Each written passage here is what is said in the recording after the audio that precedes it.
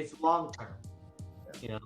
And I think a lot of people forget that in business, it's not always about instant gratification. Like, boom, do this, I'll make money right away. No, you have to lay the foundation and then build upon it to make your empire, right?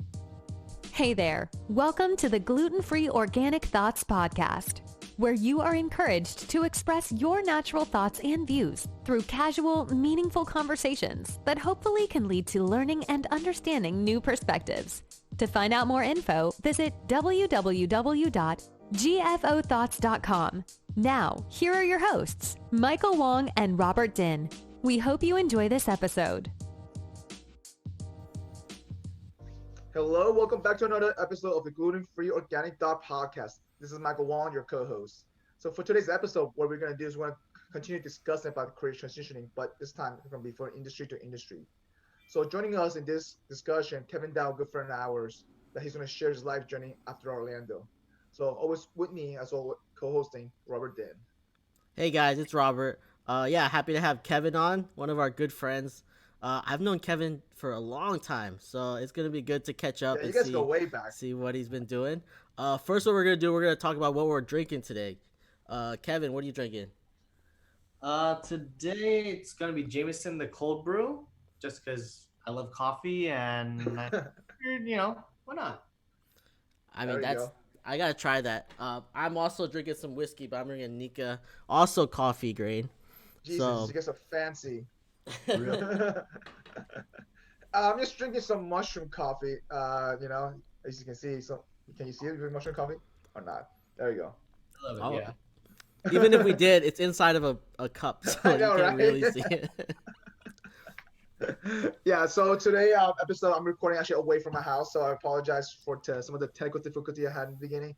So hopefully the sound sounds good, but I just want to let the listeners and people watching. Alrighty, so Kevin, tell a little bit more about it yourself. So some folks might not know who you are. Some folks might be hearing this. They may know you for forever, just like Robert. So Yeah. All right, well, I'm from Orlando. I'm not from Orlando. I'm actually from Boise, Idaho. Yeah. that's true. Yeah. I moved there I moved to Orlando when I was 2. Lived there for most of my life. Moved away about 7 years ago to California, where I'm at now.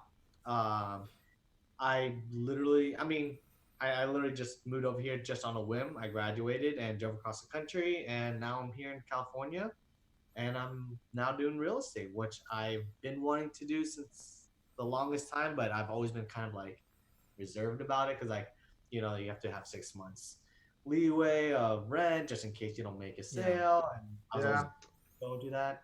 First couple of years are tough. It's supposed to it's a roller coaster. So especially so before we I get remember into when you the- moved to California. I was like, you told me you were moving, and I was like, wait, what? Did you get a job there? And you're like, no, I just went. And I was like, man, this guy's courageous. Technically, I didn't even have a place to stay. That's right. When you moved to California the first time, you actually went to Orange County, right? If I remember correctly. Mhm. Yeah. Orange County because partway there, I kind of figured it out as I went. We had my cousin was kind of like, oh, you can live with me, and where I was like, maybe I might, because I went to Alabama where I met with one of my other friends, Ben. Yeah. And he was there at that time working, and so I stayed with him for the weekend. I literally was like, all right, I'm either going to New York or California. So Wow. that was your decision point. That was your turning point. That was my decision point. And I ended up coming to California, and I lived with my cousin for a couple of years, and then kind of. That's kind of nice to have family there, though. To be honest, I think that helps a Yeah. little bit.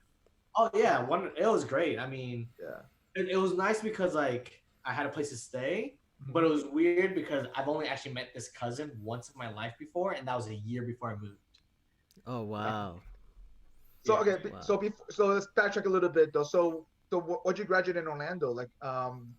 So what was the background? I guess just wonder. So that for those who don't know who you are, I guess you graduated, right? What was your degree in? What was your passion at that time before you decided, oh, I'm gonna just pick up the passion? I cannot find my passion here. I'm just gonna go to California. So I want to go into the stock market originally. I want to go into and then I also want to be a financial analyst. And so I got my degree in finance. I switched from like my a medical route and literally did a 180 and went. Uh, I did the same thing. So uh, so I ended up going to finance, and I did the job.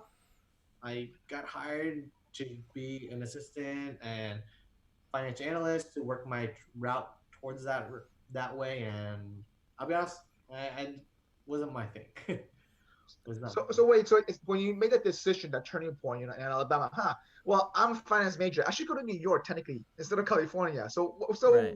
what made you turn that way then? Well, my so the reason why I turned was because Mhm. in the finance industry, I felt like I could work from distance. I don't need to be at their office. I Yeah, could work remotely, or and California did have a lot of finance positions available. Hence why I came over here, and you gotcha. know I applied, and to be honest, like the first couple months, I didn't really put myself in there.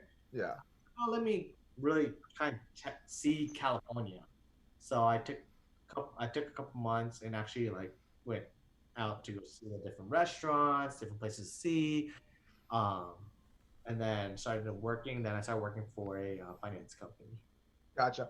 So how did your lifestyle change from Orlando to LA, man? That I mean, I saw Dan change it overnight when he moved to San Francisco. Let me tell you, he became fancier. So I became fancy. It was definitely different, yeah, night and day different.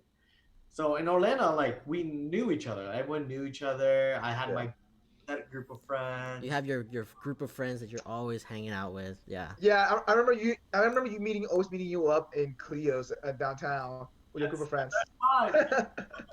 I feel like it's still the spot. Like every time I go visit, it's still hey, if I clean That is true. we'll Every time go. you visit, yeah, that's true. So no, it's still yeah. When I moved over here, it was different because of the different like the different what's the term for it?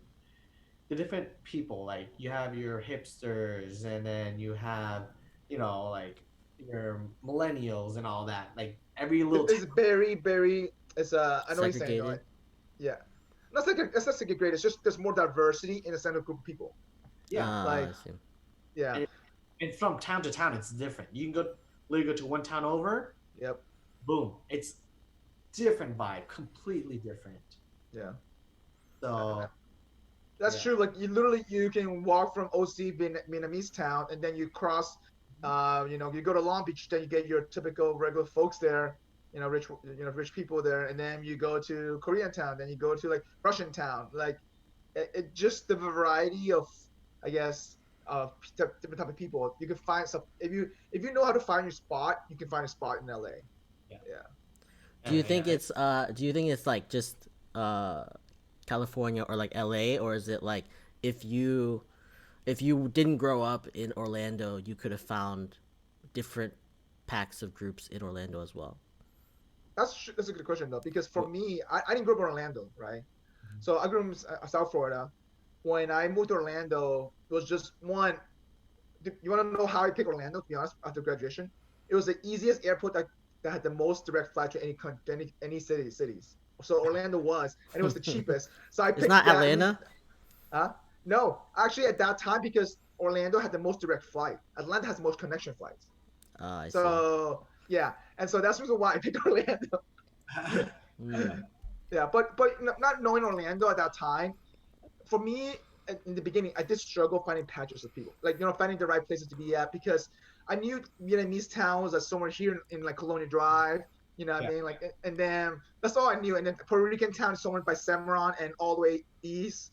You know, but there's no really defined spot. I know where you're going with that, Kevin, because at least for me, that was like the reason why I went to College Park because it was just like 5 minutes north from downtown. I could have bigger place. That's all it was. So Yeah, and I feel like Orlando isn't as like diverse. Diverse. I feel like everyone just it's diverse, but not like separate towns. Like you they're have like like Yeah. integrated. They're all you have integrated. like, Little Vietnam, and you have K Town, Yeah. and like in Orlando, everyone just kind of hangs out together. Yeah. That was a culture shock for me, like especially living in OC, where like in Westminster, Garden Grove area, it's like Vietnamese people, and I'm like, Yeah. whoa, where So many Asians all at once. so many Asians, like Yeah. they're everywhere. Like I'm used to diversity, and so it was very different for me. And I was like, okay, this is different. And then I had to really brush up on my Vietnamese because some stores only Vietnamese. Ordering Vietnamese and talking Vietnamese, and so definitely had to work on that. No, so Robert, visiting Kevin in OC, man, he took me some good false placement. Let me tell you, oh my God, it was cheaper than Orlando, and Oh, some it's of the really food, cheaper. Yeah. yeah, I was just amazed. Yeah. I was like, I'm like, how? We're in California. How is this cheaper than Orlando? That made no sense at all. Yep. It's Yeah. Asian foods. It's like super cheap. And it's because like a lot of restaurants, Yeah. they have like one or two dishes that they're really good at, and Yep. they have a dish, but you don't eat those. You only eat those two dishes, Yeah. and each restaurant has their specialty. Yeah, Yeah, every so time I've gone, my uncle would be like, "What do you want to eat today?" And then depending on what you want to eat, he'll take us somewhere else. Like it's all like there's no place where you just like get all the things that you want. Yeah. Yeah. So when I text Kevin all the time, hey, what's the best, pho place? He's like, do you actually are gonna eat pho there? He says. He asked me, are you actually eat pho there, or you actually are gonna eat other dishes? But no, I want pho. So he texts me, okay, go to the specific places. Yeah. That's true though. Yeah. I'm a, like a pho connoisseur, right? Yeah. Like I'm super picky with my pho, and there's two places that I'll say in all of from LA and Orange County that I can say is the best.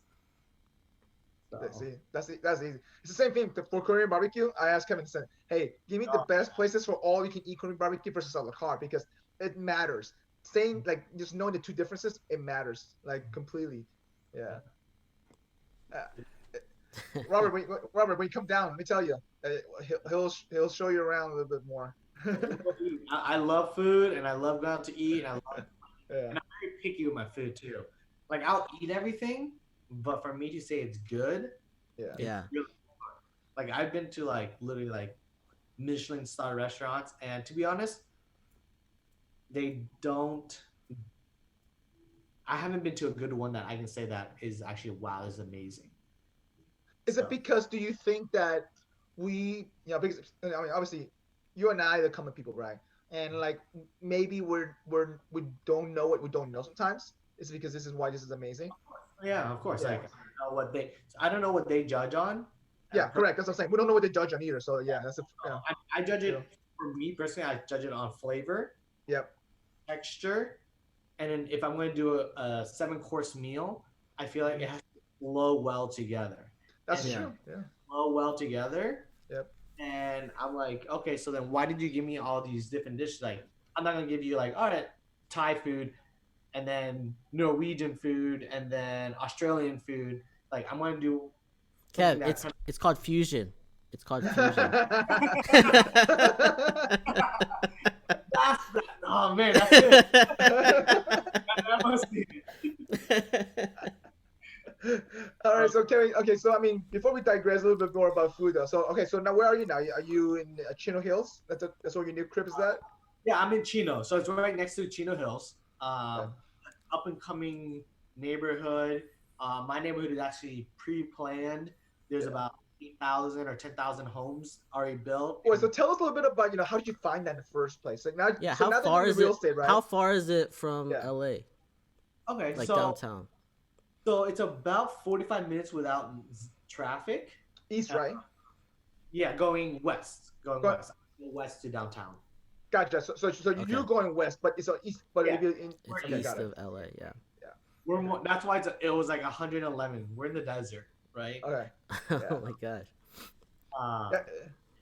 So how we found it was that me and my fiance Jenny, we were looking for a home. We were debating on should we pay this amount of money for a house or pay the same amount for a 500 square feet. So pretty much your monthly mortgage or your rent, pretty much it Yeah. goes this much. Yeah. And our rent went up, and we're like, at this price, we could probably own a home. Yeah. So you've been Uh, there for like 2 years now, right? If I yeah, remember correctly. Yeah. yeah. 2 years. So Robert, a little known fact, I was the first guest at his house. Oh, that's Ah. right. You told me. Right, that's right. You did. You did. You visited. We barely had any furniture. Yeah. No furniture at all, nothing at all. I just went to his house. I went to saw his. We played basketball. That's all I did. It was great, and then it's great. 'Cause, like the basketball court is literally walking distance from my house. Yeah. Yes. So Kevin lives like in a community. But what do you have? Pools there. You have tennis courts and stuff like that. All the goodies, pretty much. All the goodies. Nice. Yeah. It's we have a community center where there's also a workout area, like a gym. Yeah. Not the best, but it's still it's a community. So you found this place before you became a realtor. You're saying that means, right? Yes. Yeah, Got it. Okay. And so now, so during that time, what were you doing? I guess when you were so you were not a realtor yet, and you're just beginning to look for a place. Like, what were you doing at that time for job wise? Just wondering, because I want the audience to know that the different type of career moves that you did, you literally switched from industry to industry. Yeah. Yeah, because you started in finance when you came out, right? And then where did you go from there to get to Realty now? So basically, I started out at a marketing firm doing their finances, and then from there, I wasn't really feeling the big corporate life.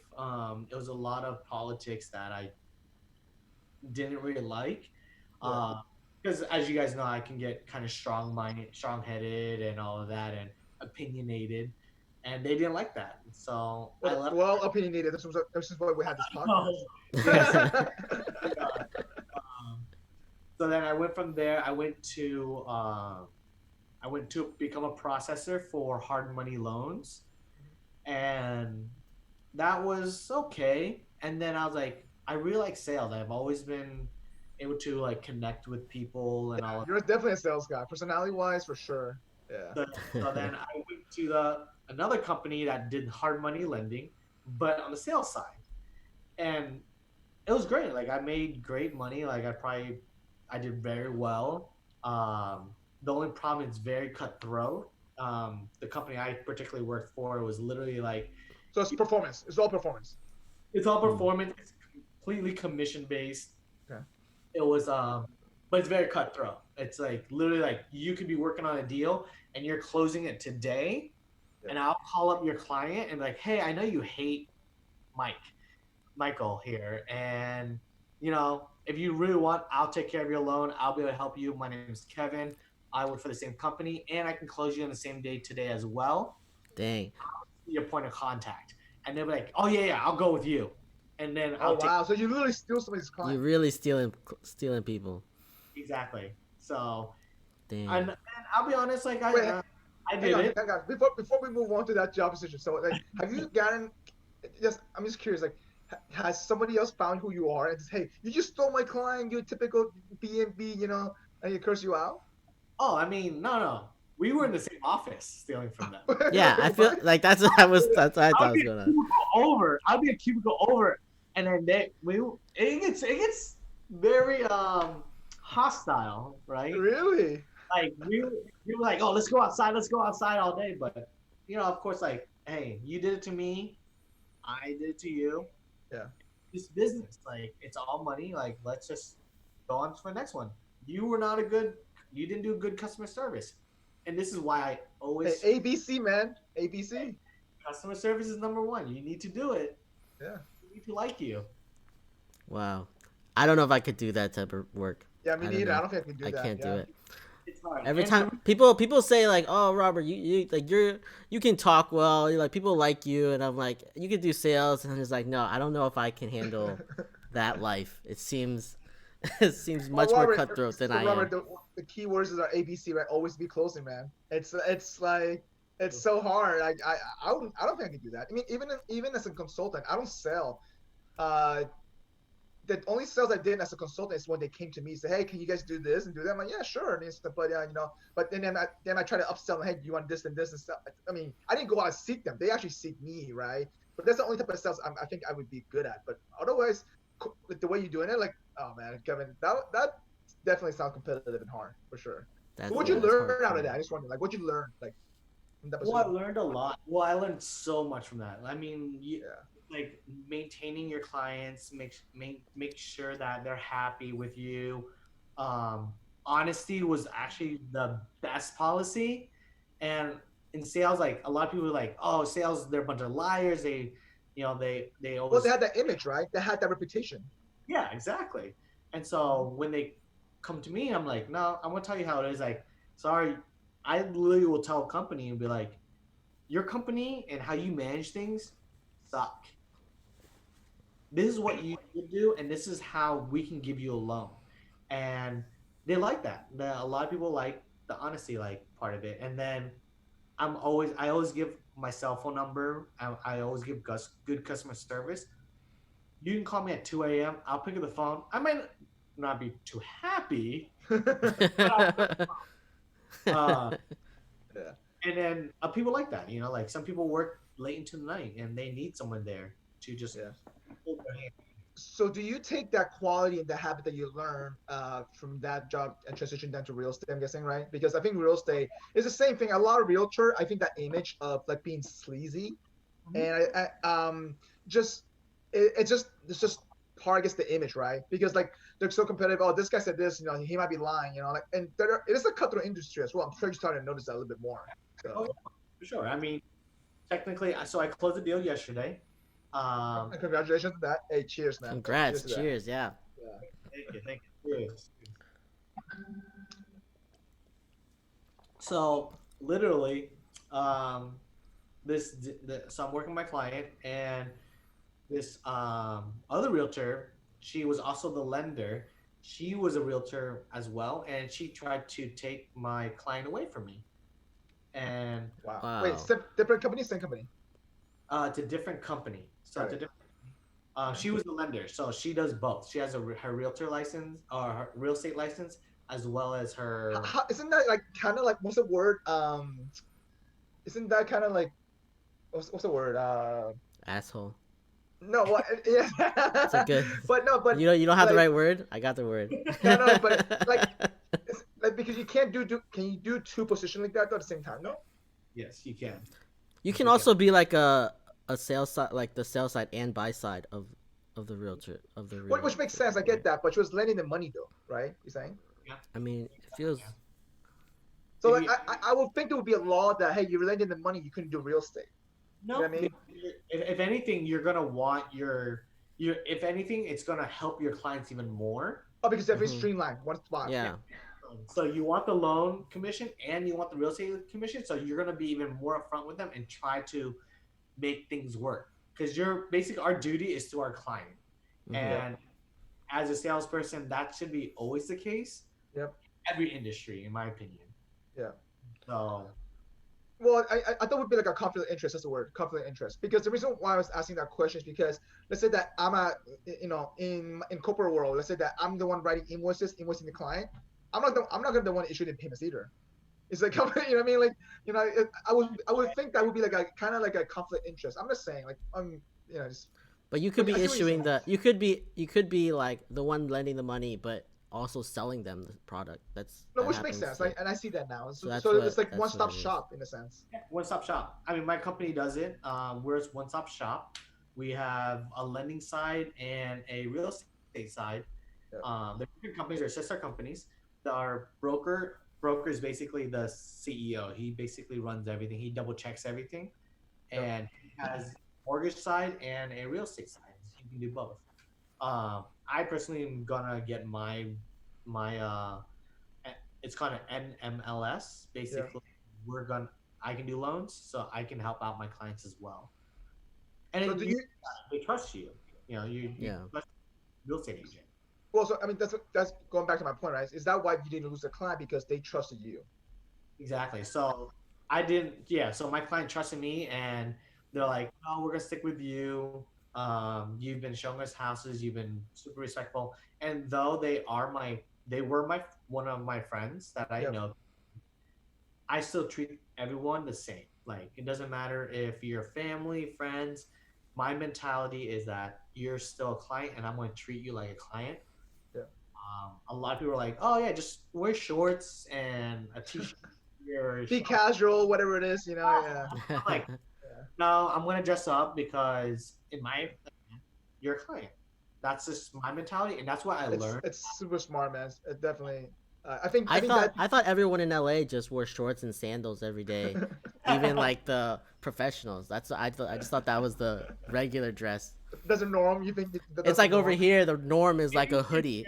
Maybe Santa Monica with where Wong's at. Yeah, that's true. Let me tell you, everybody here wears sandals and little shorts and just the regular t-shirt. That's what they do here. Yeah, it's true though. And also like another thing in sales is like you basically want to match a client, right? Like Yeah. a lot of people like think that they always need to be like very like stern and As a reflection of them, like you understand, like you kind of want to Yeah. reflect them. some people like they actually are very uncomfortable with people who are very stern, very like super overly professional. They Yeah. want someone to be on their Rel- level. Relatable. That's what the word Yeah. relatable. Exactly. I see. So now, okay, now going back to your story now. So you were doing sales, hard loan money, and stuff like that. Then what was next? After that, I went to do sales for Equinox. So that's how you transitioning from literally finance to fitness. Yeah. Yeah. There you go. So I went to Equinox because it's a very high-end gym. Uh, a lot of people know on the east side, I mean West Coast, East Coast, New York understands it, but like Florida, like we don't have, there's nothing over there yet. So Yeah. We have Equinox right here, like across the street. Yeah, he does. He literally looks down. walks Literally across the to street is Equinox. Yeah. you Yeah. remember? No, so I called you about membership, and then like COVID happened, and then I was like, okay, no one's going to the gym anyways, so. Listen, Robert started doing push-ups though, so let me tell you, he's getting there. I do it like once a week, like 15 once a week. I'm doing great. We have a spreadsheet, by the way. We have a spreadsheet who fills it out and some of that. So Yeah, we have a spreadsheet, and like it's very rare I put anything on there. hey, Oh, man. it starts with 1 day a week, and then starts with 2 days. So Robert never cooked. Let me look at him now. Yeah, somewhere. That's true. I know a lot. I mean, at Equinox, you get a lot of people who, like, especially in LA. Like, I worked in downtown LA. A lot of people who were new money. You know, they became successful. They just started working out, and then they went from 1 day a week to 2 day to 3 day to 4 day, 5 day, and then they got personal training, and then Is that how you sold them? yeah, of course. There I you mean, go. there's different ways. I work on like what you are looking for, Yeah. and then I create a plan for you, and that's what a lot of people like. So did you do outbound calls or did you take inbound, or did you like Both.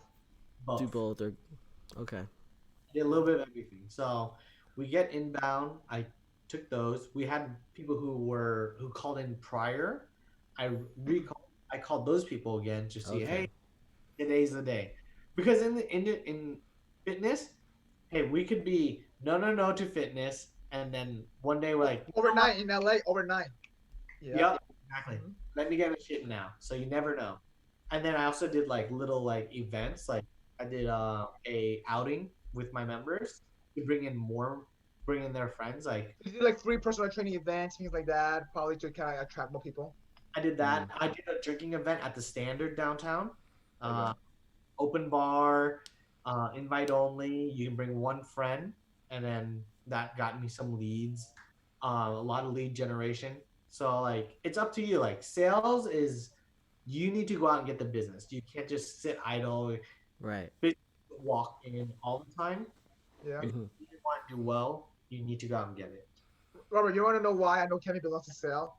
So Kevin hits me up every 6 months. Hey, do you have anyone in corporate to introduce me? Or anyone to introduce me? But let me tell you, I respect that. So and listen. I always try to refer him to anybody I could. I refer. Did a great job. Yeah, and literally, okay. Well, one day my roommate woke up. You know what? I want to be healthy. I'm like, well, I said, hey, you could join Equinox. She joined with her friend. Yeah, and she joined with her friend. See? Yeah. And So so like, you never know. You never.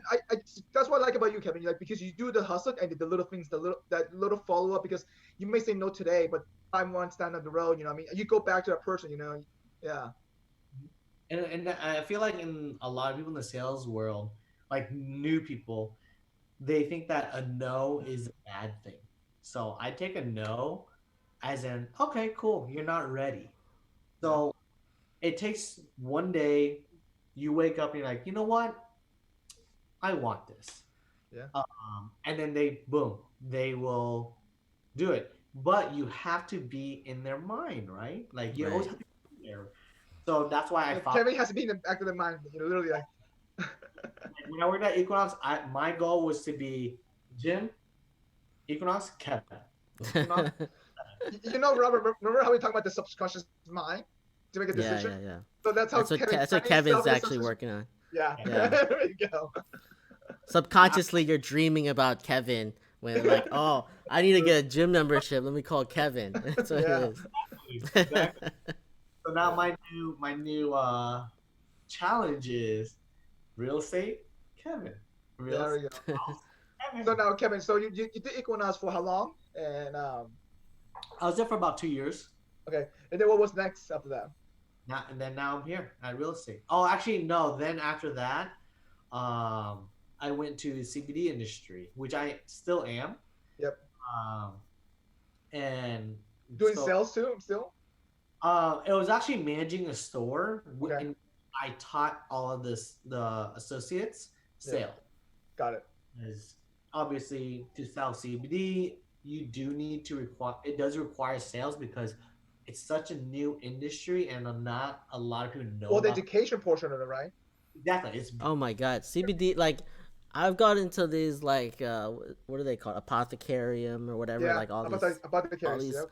all these places, and they give you a book to work through, and I'm just like, this is harder than choosing wine.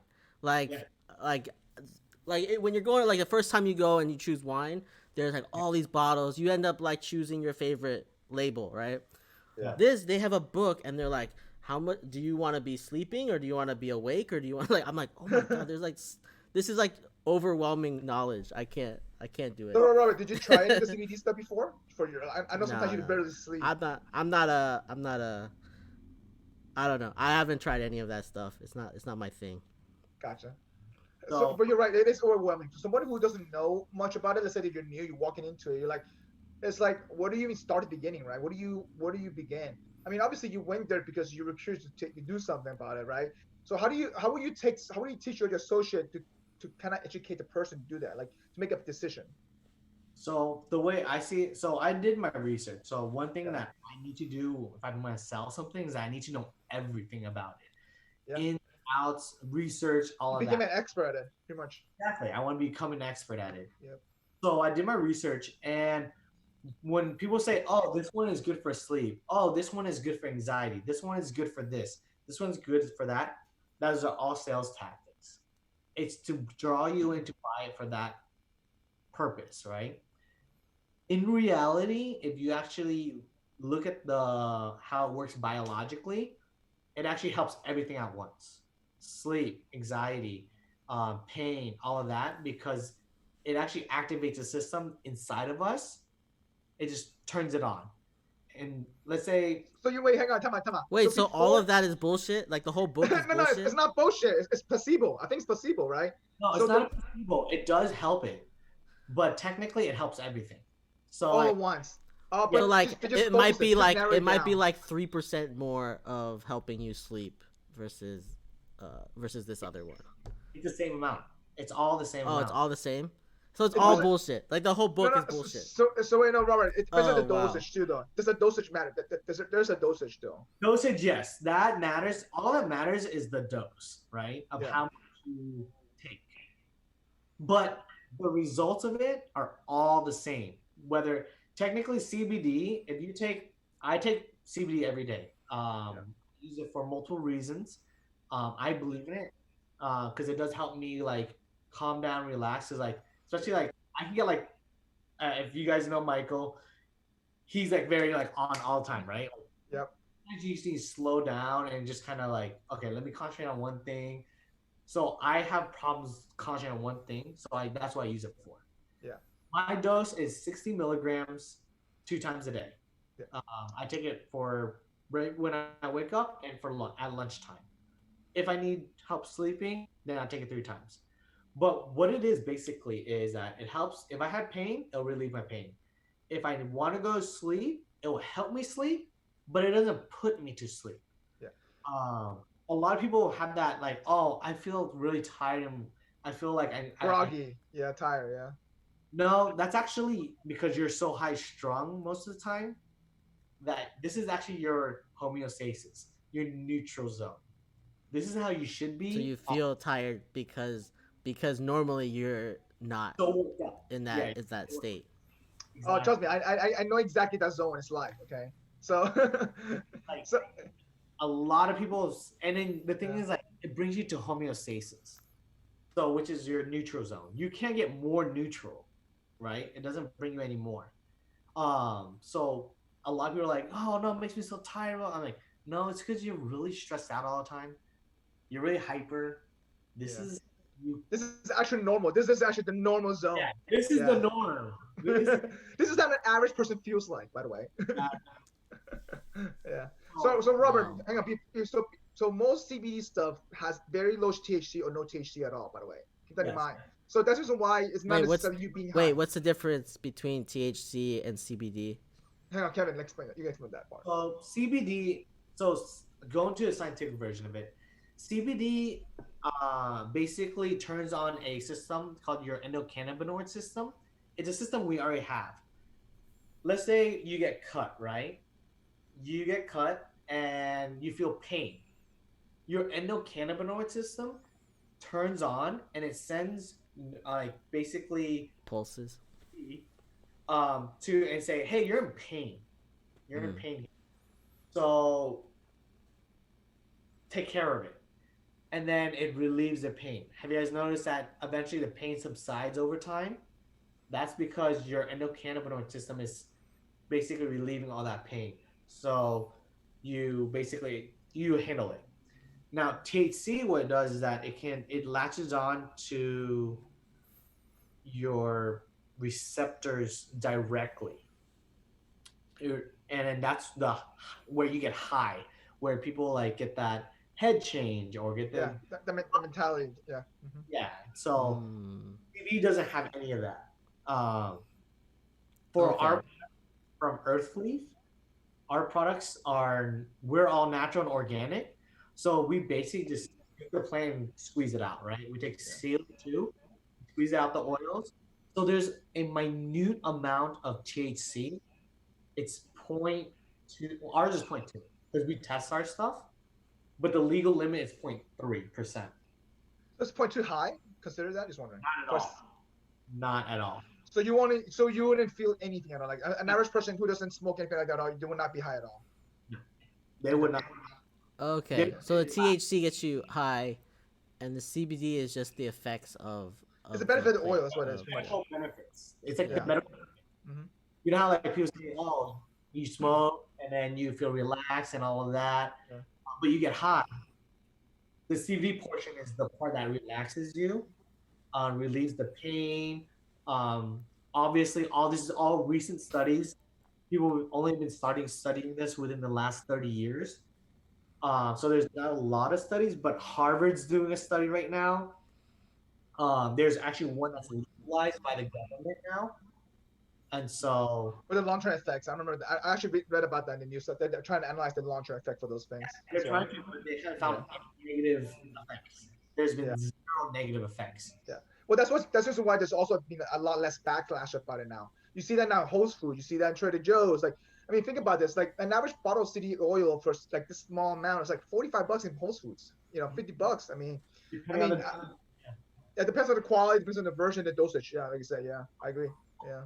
what I recommend to everybody is that research the brand because a lot of hold on, hold on, hold on, hold on, hold on. Audio. I hear echo. yeah, I hear echo as well. Is Who's it that? you? It's Robert. Yeah, it's Robert too. I agree. It's me. Is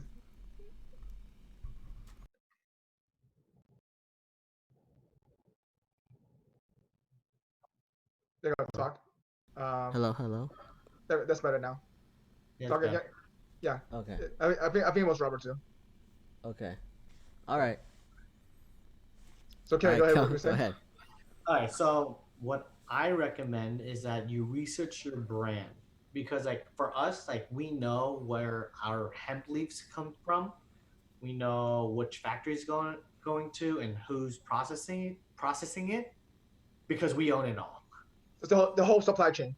We yeah, we do the whole supply chain.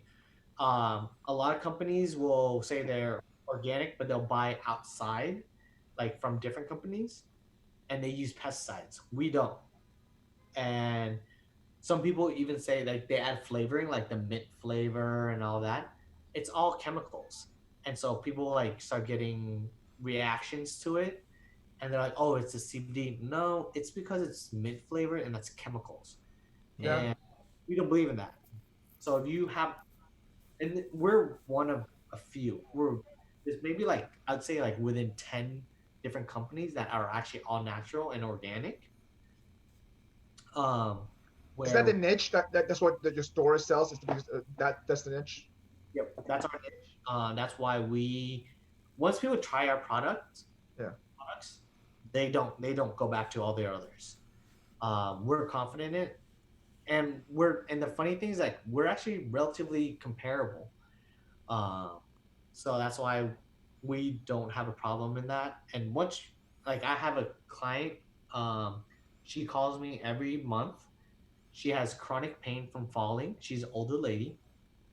Chronic pain where she messed up her spine and she weaned off of Norcos, which is a narcotic. Yeah. That's way worse. It's so bad. Yeah. And she started using our product, and now she only uses our product. So she Yeah. doesn't use Norcos anymore. And her liver's probably happy about that, to be honest, because filtering that shit out. Oh man, Yeah, seriously. yeah. And our oils, all it is CBD from the plant Yeah. and MCT oil, aka coconut oil. Yeah. So now so you became so every it sounds like every time you switched industry you became an expert at it just because you had to learn because especially you're trying to sell, right? So you think your past positions that you've gone through has built you up ready skills wise for real estate, even though I remember you and I talked about this real estate before, like a couple of years, like way back when I came to LA, and you really want to do real estate, but then you were like, I just need to find a way to be there to position myself, and you told me that one of the reasons why you decided to join Equinox is because the high end clientele, and you can meet and you network with people. And Yep. then now they'll Mm. remember you Kevin from Equinox, but now they can remember you probably Kevin for real estate now. Then. Yeah, that's my goal. That's what I'm trying to reach out to Yeah, the people that I got close to, yeah, um, and just basically market to them. Like tell them, let their friends know that I'm going to take care of them just the way I took care of their membership. yeah. Follow up with them. Like they walk past my office, I'd always say hi to them. That's just how I am. Like I want to be It's like building on top of that. That's what you're doing, yeah, in a sense. So that. so it sounds like But how? Okay, so but how did you know you wanted to get into real estate? Seems like you knew from a while ago. yeah, But he how did did you know for sure. that Yeah, was where you wanted to go? I'll be honest. I actually wanted to do real estate back in Orlando. Um, it was always like something that I always wanted because I love like going to different houses, seeing how we can change it. Like proper, like my mind like works like okay, break this wall down, build yeah, this up, open this up more, or close this down, or blah, blah, whatever. I'll be honest. The what held me back was my fear of jumping into an industry that I don't know where my paycheck comes from. Mm. Um, but literally, man, like look, what are you doing? But I mean, that's kind of new too. You've been doing that for the past 5, 6 positions, you know.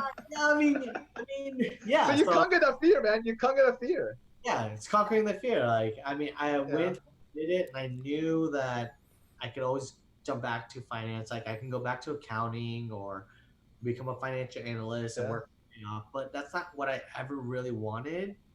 I mean, I thought I did until I actually experienced it, yeah, and I was like, all right, real estate's always been my thing. Like, I did an yeah. intern at UCF for it. at Century 21.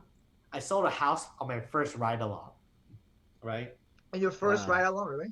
My first ride along with the agent. His problem, in my opinion, was not listening. And I think that is a key thing to all sales is listen. Because if you don't listen and you don't see what they want, you'll never be able to sell them. You can try to push things on them, but you'll never sell them. And that's what that agent did. And I listened to him. And so I put, once my agent was like outside, he said no to this house. He's like, I don't like it. I can't see it. So the agent went outside to look for another house, which he wasn't prepared, which I thought was weird too. So he had an alternative. No, he didn't. He No, thought that was it. This is the house. You're going to live in this house, okay? You're gonna live in this house. I picked it. Therefore, you must take. There are no other houses here. All right, Yeah. nowhere in Orlando. This is the one. And so he went outside. So I talked to the guy. I'm like, hey, you said you can do this, this, and this. You wanted this. Look at this way. We're gonna open this. You can open this up. Do this. You can do this. You can do this. And you love the backyard. You love the location. It's perfect for you.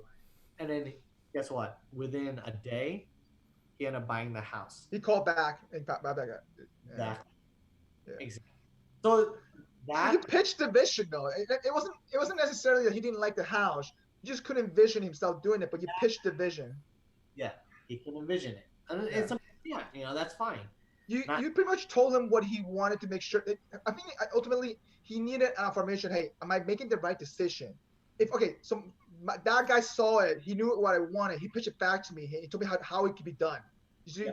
That's what you're saying by listening, right? Because Yeah. one thing between listening and actually understanding it, that's two different things, right? You can listen to somebody may not understand that, but I feel like that that agent may have listened to it but not really understood it. Yeah, basically the same thing. Yeah. So my terminology for it was like everyone hears everything. You hear a lot of things, but you don't actually listen and then focus on it. And I feel like a lot of salespeople are like that. They're like, "Oh yeah, you want that? Okay, blah, blah, blah. Well, this is why you should buy this. This is why you should buy this. Blah, blah. But I said I wanted this. Well, yeah, I understand that. No, that's great. But you should do this and this and this. I'm like, I never understood that sales cycle. Like, It works with some people though. It works with some people. It does work. There's some people that like you can pressure them in, and I feel like Yeah. those are easier sales, right? Yeah. If you just pressure them. You're completely right. Those are easy sales. You just push them in, but you'll never get a referral from them, and you'll never get repeat. It's a long-term Right. game. So you focus on the long-term game as well as a short-term sense. That makes a lot of sense though. Like, yeah. Like everything I do, like I want to make sure you're comfortable. I'm not gonna over talk you. I'm not gonna oversell you. I'm gonna explain everything how it is. Let you soak it in, and then let you decide that this is a good choice or not. Because in the end, if I don't get repeat business from you, and if I don't get a referral from you, I failed as a salesperson. That's how I see it. Mhm. So you're not a one-time deal done person, pretty much. I want to create a relationship. You know, everyone knows in every industry what is the best marketing. Relationships, networking. Word of mouth. Right? To be honest, though, I think this is why one of the benefits about doing this podcast, because I want to connect with friends that I haven't talked to in a while. And I used to be really good at that in college. I used to network, talk to anybody I want. And Oh my God, you knew everybody in college, Mike. Yeah, Everybody. I love hearing people's stories, and I feel like I lost that touch, I guess, because I was just working. And I feel like this is a good platform to not only give them to share their story, but also to catch up with friends. And so you're right, relationship goes a long way. I mean, that's how I got my first internship. Also probably that's how I got my corporate job as well. It was all about the network. It is. It's all about networking. I mean, that's how I got the reason why I got my CBD, that I worked for the CBD company I'm working for still, was through a member who trusted me at Equinox. And then That's crazy. That CBD company, the owner of the CBD company, is also a real estate agent, and he's also my boss. He's also my broker. Real estate company. That journey was meant to be. Exactly. It's all Wow. meant to be. It all worked out. Yeah. All right, before we get into real estate a little bit more though, so Robert, we should just into the extra MSG session. All right, yeah, extra MSG. Mike, you want to start or you want me to start?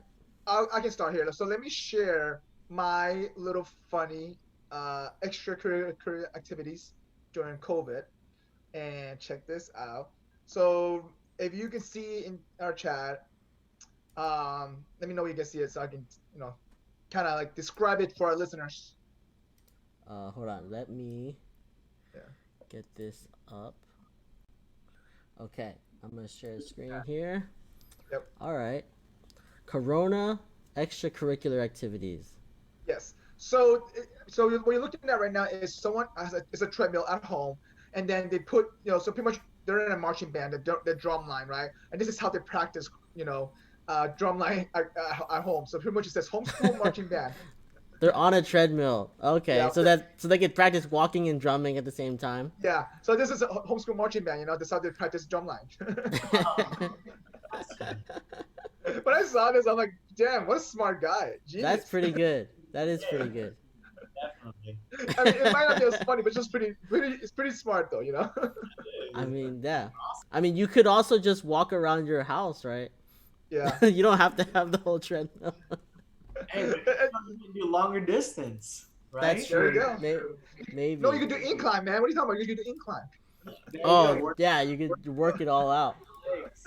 Get the workout. All right, so I had a debate between sharing that and this one. So I'll send you another one.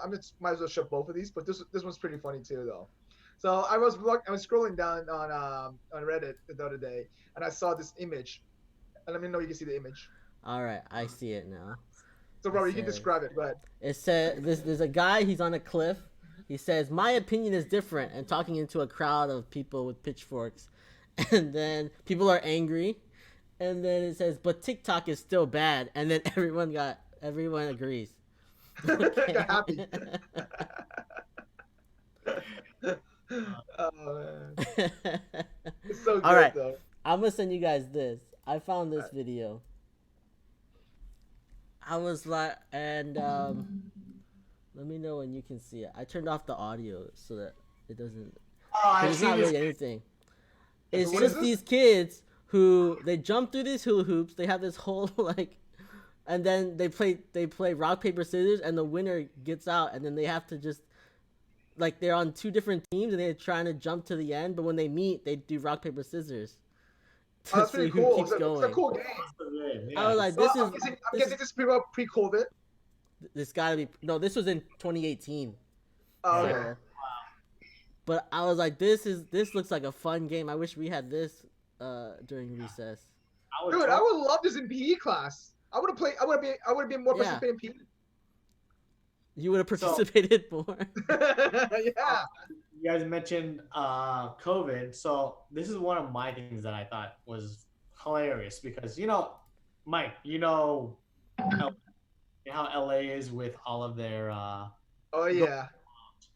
so this is what I found on Overheard LA, which is a hilarious Instagram, by the way. It is. It's hilarious. It's like influencers in the wild. Yeah.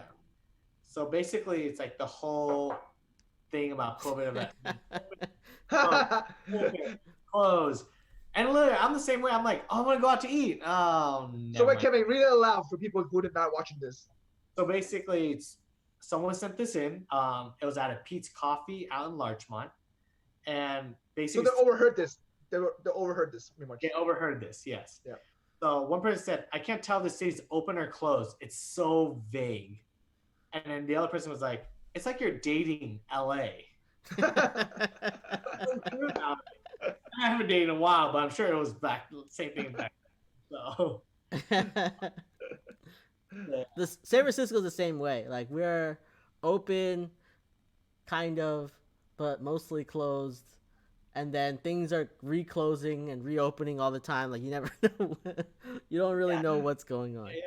We were open to go out to eat, and I was like, all right. So I'm like, me and Jenny were about to go out to eat, and then, oh yeah, we're not open anymore. Like, yeah, closed. I was like, outdoor seating. I'm like, okay, fine. I can do outdoor seating. I go there, it's packed. They have 2 tables, 3 tables, and there's already a line waiting. I'm like, ugh. Yeah, I think here That's is like crazy. all outdoor seating is open. We went to one restaurant. It was pretty nice because it was like inside an alley, so like nobody really went down there. So it was Yeah. just us. But then I saw some like there was a restaurant in like downtown area where it's like a high end restaurant. So then they created these like bubble pods Oh and yeah, I saw that around online. like so like you're it's like a table for two people and there's like a bubble around them because like around that area there's like a lot of homeless people that'll just come up and Yeah. so they just had created these bubbles and then people got mad that it was anti-homeless and then they put in like stuff to the city and the city forced them to take down their bubbles and I was like So wait, how's that anti-homeless? I'm just confused. Can you it's because explain you're that? trying to not let the homeless spit on you. I guess I don't know. It's stupid. Want that? I don't understand. Wait, I don't hang on. know. So wait, It's the like since you're putting up this bubble so that the homeless people can't talk to you. I I guess thought you're it was more like to prevent just COVID in general. no, because the bubble prevents you from COVID. Like I would feel Yeah, very safe in that bubble because yeah, right. nobody coming Great. around is like even people walking by you, you're not getting anything because they're in a bubble, Yeah, right? I So I agree. felt I would have me and my neighbor were planning on going because we were like, oh, this looks like the safest place to So go. someone complained about it as it was like anti-homeless. Someone really complained about Yeah, that. someone complained and then the city forced them to take it down. So like they What had to kind of take BS down the is that? bubbles. It is. Jesus. I don't know. San I mean, Francisco is it's in Santa crazy. Monica. Let me tell you, everything's outside now. Literally, like restaurants who never had an outdoor patio, they got permission from the city. Hey, you can set up minimum tables this outside. Make sure it's within that square footage. You're not blocking the walking way, so that they're Hmm. allowing you to do that, which is nice. Not only that, the parking spot. I mean, like first of all, in Santa Monica, there's already limited parking spot already. So they take two parking spots to put tables now. I'm like, are you guys kidding me? I mean, they got I mean, you have limited seating anyways, right? So like, That's true. if you're losing two more parking spaces, whatever. Well, it's street parking though. Not their parking, street parking. I Whatever. mean, they need it, right? They need it. That's Yeah. true. They need it. But at that point, if you're doing that, you might as well just open up and just make sure people just split apart. I mean, let me tell you. No, All right, why? so What do you mean? If I, you're taking the parking space, you're taking two parking spaces. That's people not driving in, but you have at least space for your people to sit. but you know how hard it is to find parking in Santa Monica when it actually gets packed. It's very That's hard. Hold on, you can find parking in Santa Monica? Same exactly. so you just Uber everywhere. They're just trying to help out the gig economy as well. All right, they're trying to help everyone out. I mean, I don't know. Okay, and I, for me, I'm not really like, okay, I get that you outdoor seating makes sense. Okay, just because it's you're not blowing the same air, whatever it is, and stuff like that. And I get that part. So this pisses me off because that's Korean barbecue. Okay, so you can't do that with Korean barbecue. Okay, That's hard to do in the street. Actually, in Cape Town, they figured it out. So a lot of the big K barbecue places, there's no parking. You gotta figure your way out there. yeah, In K Town, you already know parking sucks. yeah. So they took up their parking lot, but there's so much Korean barbecue, and I've been wanting to go so bad. Dude, let's go. Let's go. I'm down. I'm down. I will drive to K Town to go Korean barbecue. So wait, you said they figured it out. How did they figure it out? They just basically a lot of people were complaining about the parking, and then they're like, "Well, it's either we give you parking, but we can't open it because you can't sit inside, or we take away parking and then you can't." So wait, now they have portable grills. What did they do? I'm confused. Hmm. Portable grills. They bring Also, they did portable electric grill or gas grill. no. They bought tables with the grill in the table. Wow, they invested more What? They money for put it that. outside? Yeah, and some of they brought the whole grill. Some of the Bro, tables that's crazy. bought brand new grills and table grills and put them outside. I guess, do you shut down, or you want to put a little bit more money to get people in? I guess that's so crazy though. It's an investment. I mean, we don't know how long COVID's gonna last. You It'll be know? over by November. So Election's do they over, roll November. these tables in and out every day? Yep. Yep. Yeah, Dang. They said, I mean, every restaurant sets a table up every time. They come in half an hour early, sets it outside, roll out the fake green grass, like literally make it nice and fancy, the heater and stuff like that. Let me tell you, it didn't get hot in Santa Monica until like 2 weeks ago. Before it was like 65 degrees every day. Whoa, that's so nice weather. It's so cold. Oh, it's so cold. For me, that's really nice. That's why I like San Francisco. It's always 65, 70. Yeah. Well, I'm sitting at 111 over here, guys. Every day. How long has it been really hot in the east side? It gets hot. Like this whole week, we're in the triple digits. But has it been the whole month like that? July? Most of it, I feel like. Yeah, I guess I don't feel that at all. It was like literally. That's why I had to move from Florida because I couldn't do it. Well, it's nice. It's nice because it's dry heat. It's not like humidity like Florida. Like you shower, you walk outside, and you're drenched in sweat. Drenched again, yeah. But don't worry, Robert. When you come down and when we go to JT, let me tell you, it's gonna be hot. Well, it won't be that bad because it's the end of September, so it will be. But the nighttime gets much cooler now. At nighttime. Oh yeah, that's right. JT is beautiful, guys. Definitely wherever you guys stay at, go outside where there's no light pollution. Yep. Beautiful. Like for me, it's like it makes you realize like there's a lot of things that's going on in this world. It doesn't matter. We're just this, right? Yeah. What a spectacle. We're a spectacle in the whole universe because the stars are so big. You see like all the different constellations. And but we're the most important spectacle. Yeah. So Kevin, by the way, that weekend, I'm gonna take a lot of CBD that weekend, by the way, Kevin. I'm gonna take a lot of CBD that. That's fine. I mean, have fun. You should try it. You should. I think you'll enjoy it. It's very relaxing.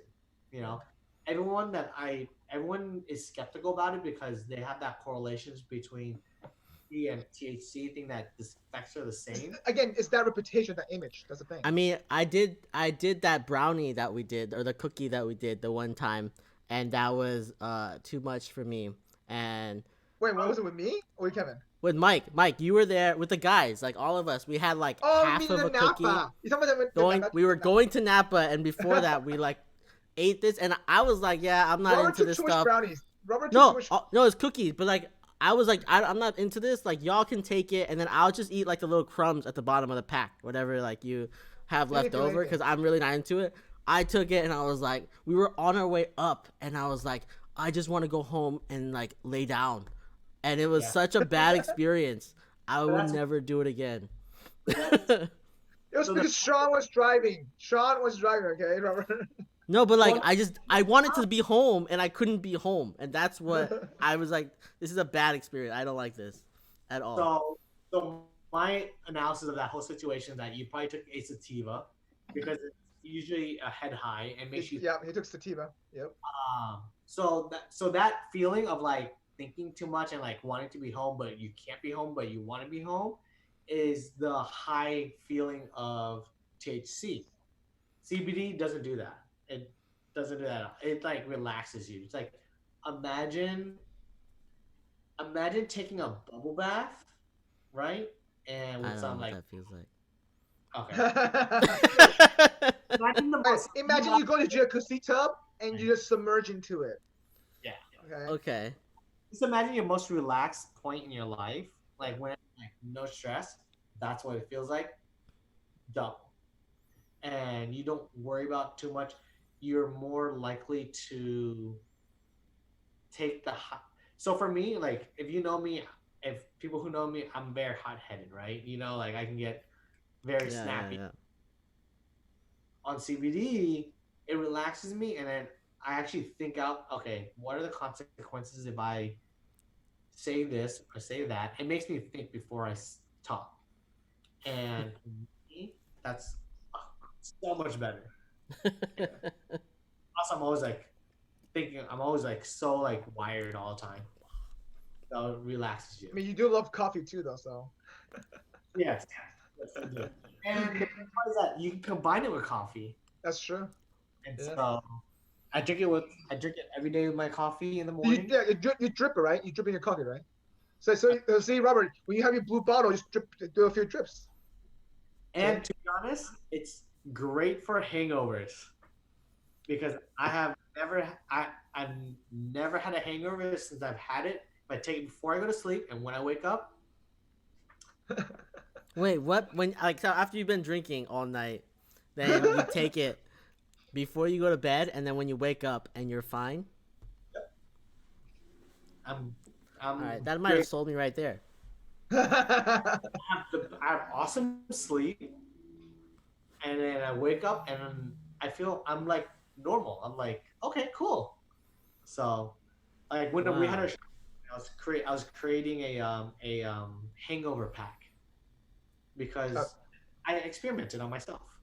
so that's actually good marketing. Think about That's pretty good. Yeah, I would totally buy that. it. Yeah. All right. So jumping back into okay, so you were doing CBD sales, Yeah. and your that owner of the company was doing real estate. Like, how you guys came up to that conversation in the first place? How did that came about? For the first time. So he's been a real estate. So he's been a real estate broker for many years, and he actually recently went into CBD because he was looking Gotcha. for an organic and all natural CBD, and there was none on the market. And so then that's when Wait. Time out. Before you saying there was What year no was this? competition back then. Yeah. What year was that? Yeah. um 2 or 3 years ago, I'd say. So before the market got saturated, over flooded. Because I remember, let me tell you, in 2018 or 19, no, 2018, but that was the first year when I went to Expo, the second year when I went to Expo West, I saw CBD everything. I was like, every mother had the CBD and everything, single thing. Yep. Yeah. And so so everyone was doing it. Everyone's like, "Oh wow, this is actually really good." And the funny thing is, like, a lot of I people had don't. CBD, I CBD pita bread, cookies, everything, like everything. You can technically. So our company is creating a whole healthcare line because it's good for the skin. Because Yep. CBD is really good with your peripheral nervous system, basically dealing with all organs. And what is your biggest organ in your body? Your skin. Yeah. Oh, I was not gonna say that, but okay. What are you All gonna right. say? I don't know if it's good for this podcast. Let's. Oh man. But yeah, so it's because literally I use it like I have eczema and I've been using it on my eczema and it's been working wonderfully. And it's good because like normally I use steroids and steroids scar the skin, it Mm. discolors your pigmentation, all of that. And so by using it, I don't get all of that side effects. Is that because also you're taking CBD though to help your kidney as well? Because I heard that there's a lot of benefits for your kidney because filtering I did this and tell you filtering your body thoroughly naturally by itself, it matters. This is why people do cleansing. You think about it. People do cleansing because of that. Definitely. And so I think it goes hand in hand. I think it's what you eat, you drink that also plays a part with your skincare too though. Yep, it's everything. I mean, your body's it's like it's like a machine, right? You know, Yeah. everything work well, and if you continue oiling your machine, it works better. Yeah. And for me, CBD has helped me personally, on my personal experience, and a lot of other people's. And it just helps you function better. It does help your immune system. Do you really Uh, think there's no side effects at all, though? I have not. I literally have taken the entire body because I'm an experiment. I love experimenting. I take the whole bottle all at once, and I felt the exact same that as I did when I took. A little I was, drop. I was really relaxed. I was like super relaxed, but it was the same as taking two full droppers. I was like, So you just wasted product pretty much. You find out. basically, Yeah. basically, and then your Yeah. dose is really dependent on your ailment, right? Like on what is affecting you. Like for And people who, also how big you are, right? So also how big you are, that probably matters too. yeah, everything taken into account. I did research on people with Parkinson's and um, Alzheimer's and all that. They're taking some of them are taking 2,000 to 2,800 milligrams per dose. I'm taking 60 normally, right? They're Mm-hmm. taking that much, and it just helps them. And a lot of people say, "Oh, it's the weed." People Not smoke smoke at all. Yeah. after they're shaking. It's actually the CBD that's helping them. And so the highness, yeah, you get high, and some people love it. I personally am not a big fan of it, and so I do CBD. I feel fantastic. So, So now, how did that conversation came about with your owner now about the real estate uh, piece? so basically, like I knew he came from real estate Yeah. and was wanted to go into real estate, and I have, like I've had the savings and to like last me a few months, like half a year, but I've always been like, it's always been that fear, right? Like everyone has that fear, like jumping into a full commission, like you don't know where your paycheck's coming, and even my job with like the hard money loans where it's all commission. Even then, I was like, well, at least if I sell one deal, I'll still make enough to pay rent and all of that. Yeah. Yeah, I You just remember go, talking to you during that time, and you're like, "Oh yeah, I want to get into some other type of sales, but everything is commission, just all commission." Oh, commission. Yeah. Yeah, and you were like very scared about going into like something that was all commission. I mean, you gotta think about it. Like, if you don't perform, you can make zero Yeah. that much, and then hopefully you That's have your enough. performance review, there, buddy. That's your own performance review. There's no boss. Yeah. So I ration out in my mind, like in loans, like I'm gonna get one loan to at least pay my bill. But in real estate, you never know when someone's gonna like, hey, I want you to be my real estate agent. I Hmm. could go 6 months without getting one sale, and that's scary. Like you don't have no. How do you even stay motivated for that? Because let's think about it. It's like, let's say the last 6 months has been crazy, right? Like, how do you build leads during that time? Because I actually want to talk to you about that a little bit more, right? So obviously, as you transition into this, right? So you talk to your guy, to your owner. He said, "Hey, I want to get into real estate." So he introduced you to, like, "Hey, you can work for my firm." So what he said, or like, was it transition easy for you with him? Oh yeah, the transition is easy. He's very supportive, and I think that's one of the benefits of being with a smaller firm. Is Do you that consider him as a mentor? Just wondering. he's a mentor. He's a mentor, Okay. and he actually cares. Like you can get a mentor, and and I've heard stories. I don't have first-hand experience that you can go to Keller Williams, Century 21, Remax, and you get a mentor, Yeah. but they're also worried about making their Hmm. paycheck. So they give you a quarter of their time and they're not really there for you. And for me, I like to minimize risk, right? I like to minimize the chance of me not doing well. And for me, the way I analyze with a small firm is that because it's a smaller firm, he's more willing to take the time out and coach me like, hey, do this, don't do this. You should have done that, all that. And he's done that. Like my That's mentor, great, man. It's hard to find a good mentor, especially like in a brand new industry they're going into. Like you're going in blindly, even though Hmm. no matter how much passion you have into it, if you can if you can reinvent the wheels, sorry, avoid reinventing the wheel, that's ideal.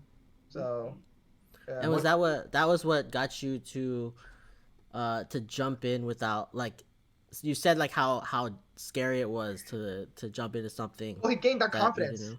know. He gained Was it okay? Was it mostly the confidence you got from your other sales jobs, or was it also like uh that mentorship like did that help the with your guidance to decision? help you too. Also, it's Yeah, probably both, right? I'm guessing. Yep, yep. Combination of both. yeah. So it was pretty much the right time for you because you thought, okay, you know what? I've done a cold sell before, commission wise, but now I'm actually going to an industry where I don't know anything about, but I have someone I could look up to or ask question, so I feel comfortable. So pretty much in your assessment, okay, I can minimize my risk now, just because I have someone Hmm. I have access to that network. Exactly. I Gotcha. mean, yep, exactly. So Uh, that's amazing though. So like, so now I guess tell us a little bit more about your journey in terms of COVID. What did you do when you started that journey there? Or did you start before COVID? Yeah, Just wondering. when did you start this? When did you start the real estate stuff? I started right before COVID. Right Yeah. before That's why COVID. I remember that vividly. I remember we talked about it before. Yeah. So Wow. it was a difficult. So I know you guys mentioned like how I stay motivated. Yeah. Honest, in the sales world, it's hard sometimes. Yeah. Like I just started a brand new industry. COVID hits. I can't really go out and do things. I can't do the You can't do market. events. You can't do open Yeah, house. you can't do the events that you want to. Yeah. Go out and meet people and like sit down with different companies that what my marketing plan was because of COVID. And then, Yeah. so I went to a hole. I'll be honest. I went to a hole, and then, but the thing is, like, once you get to the hole, you have to climb back out because in sales, like, if you don't keep pushing, you're not gonna get anywhere, right? Yeah. And there's always bumps in the road, Yeah. and you're gonna hit a literally like COVID. You're gonna hit one road that's blocked, and you have to find a way around. And so, the last 3 to 4 months, 6 months now, I've been trying to figure out different ways, and I left So out. what triggered you? So what triggered you from? Hey, you know what? Time to get out of this hole. So Was it what? Jenny? Well, no, it was more of like I was literally laying at home, like what am I gonna do? And Yeah. for me, it's like it just clicked. Like it just went like, why am I just laying at home doing nothing? Like I should be trying to figure a different way out. Like, yes, COVID sucks. The shutdown sucks. What am I gonna do about it? And then I just ended up going out, reaching out to everybody, trying to reach out to different companies. And I saw I actually ended up seeing the good in COVID because now everyone is home based. Everyone can work from home. And they have your attention now. They have my Yeah. attention. On You top can, of they that, don't have an excuse that they gotta go somewhere. Yeah. but That's true. even more like, is like you think about it, like you're gonna work from home. Do you really want to be stuck in a 500 square feet apartment, or would you rather be Also, you spun that story a little bit better. yeah, So you're paying $3,000 mortgage there in a 500 square apartment. Wouldn't you like to live in a 1,500 square foot house for the same amount or less? exactly. I mean, you're working Yeah. from home anyway. You can't go out anyway. Why not get a house? And then That's actually a good way. Yeah. that's why the market right now is insane. Houses don't last like more than a week on the market. They get offers like that. Well, inventory is also low as well, right? So even though I feel like LA rent-wise has dropped, Yes. I think inventory has not increased though for for sales. So my take on that is that it's because of the stimulus. The extra 600 people can pay rent, people can do all of that. Oh, that ended already. Let me tell you, last month that just ended. I know. So I'm looking for now, like In December and January, I'm pretty sure you're excited now for December and January probably. I'm excited as a real estate agent. I'm excited. I feel Yeah. bad also because a lot of people are going to be evicted. That's There's true. Yeah. so many like delinquencies on loans. Like it's I didn't think about it like that. That's true because it's gonna compile, right? It's a lump sum at the end of it. They still gotta pay it back. exactly, and it sucks like the government didn't really explain to them that, hey, when this is over, you have to pay all those 3 months or 4 months Of interest all at once. all at once. Exactly. Yeah. And I feel bad for them, but it is a good for me, I guess. But I don't want that. Like I don't want to take. Yeah, I know what you're saying though. I completely agree. So you guys Well- haven't seen an exodus out of LA? We Not so have. much. I have actually in Santa Monica at least. Oh I definitely yeah, have. there's a huge increase in home sales in the suburban areas. Yeah. Like for example, in Santa Monica, I think in my building alone, every week I see at least 3 moving trucks. And I haven't seen that before. Usually people move in, but they'll move out. And Santa Monica's becoming like slowly a ghost town now. Yeah, I mean, people are working from home. You don't want to be stuck in an apartment now. Like, you can work from home. Why not get a house in the suburbs? You can have triple the You square don't have to footage. drive into the office anymore. You don't have, you know, what I mean, like a lot of companies are, hey, you have the option to work remotely forever. I mean, think about this. Like even bigger company corporation like Google, just like, hey, you can work from home to like July, something like that, something crazy. July 2021. Yeah, Yeah, 2021. Like, think about it. Yeah. You're gonna be. dude, it's a year from now. Yeah. Mhm. And then by then they might even push it. So you don't know. Yeah, Rates are low. Like, the rates are so low right now. and it's about to go lower soon. Yeah. Yeah, Like, I just saw someone do a loan for 2.25%. get out in Jeez. 15 years, 30 years. It was a 15. Okay, that's what I thought. I was like, there's no way you're gonna do a 30 year for that. But But still, that's amazing. But still, that's amazing. yeah, it's still a great rate. Actually, Kevin, imagine it gets to like 1.5%. You almost have a like literally mortgage-free rent place. Yeah. I'm waiting to the point where they're like, interest free for the next 6-10 years. No problem. Like, it's so ridiculous. So okay, so I haven't told you, Kevin. This is why I'm actually moving now as LA because I want to save money the next year or so because I can save a big chunk of money, and because I feel like real estate at the end of 2021 is gonna be even more, like, it's gonna be even like, yeah, it's gonna be even it's gonna be the availability is gonna even be there. So I want to have enough money down payment to do that at the end of 2021. So the funny thing is, like, a lot of people think that you have to put a lot of down payment. Yeah. And technically you can still get an FHA loan at 3% and then stay there for about 6 months and then refinance to a conventional. Is that like a 5%? You have to put down 5% for down payment for that for FHA, isn't it? 3 to 5, depending. 3 to 5. Yeah. But there are people who do 3%. Yeah. You know. Obviously, this is assuming you have good credit, some of that to get that though. Obviously, right? No, I know. Really?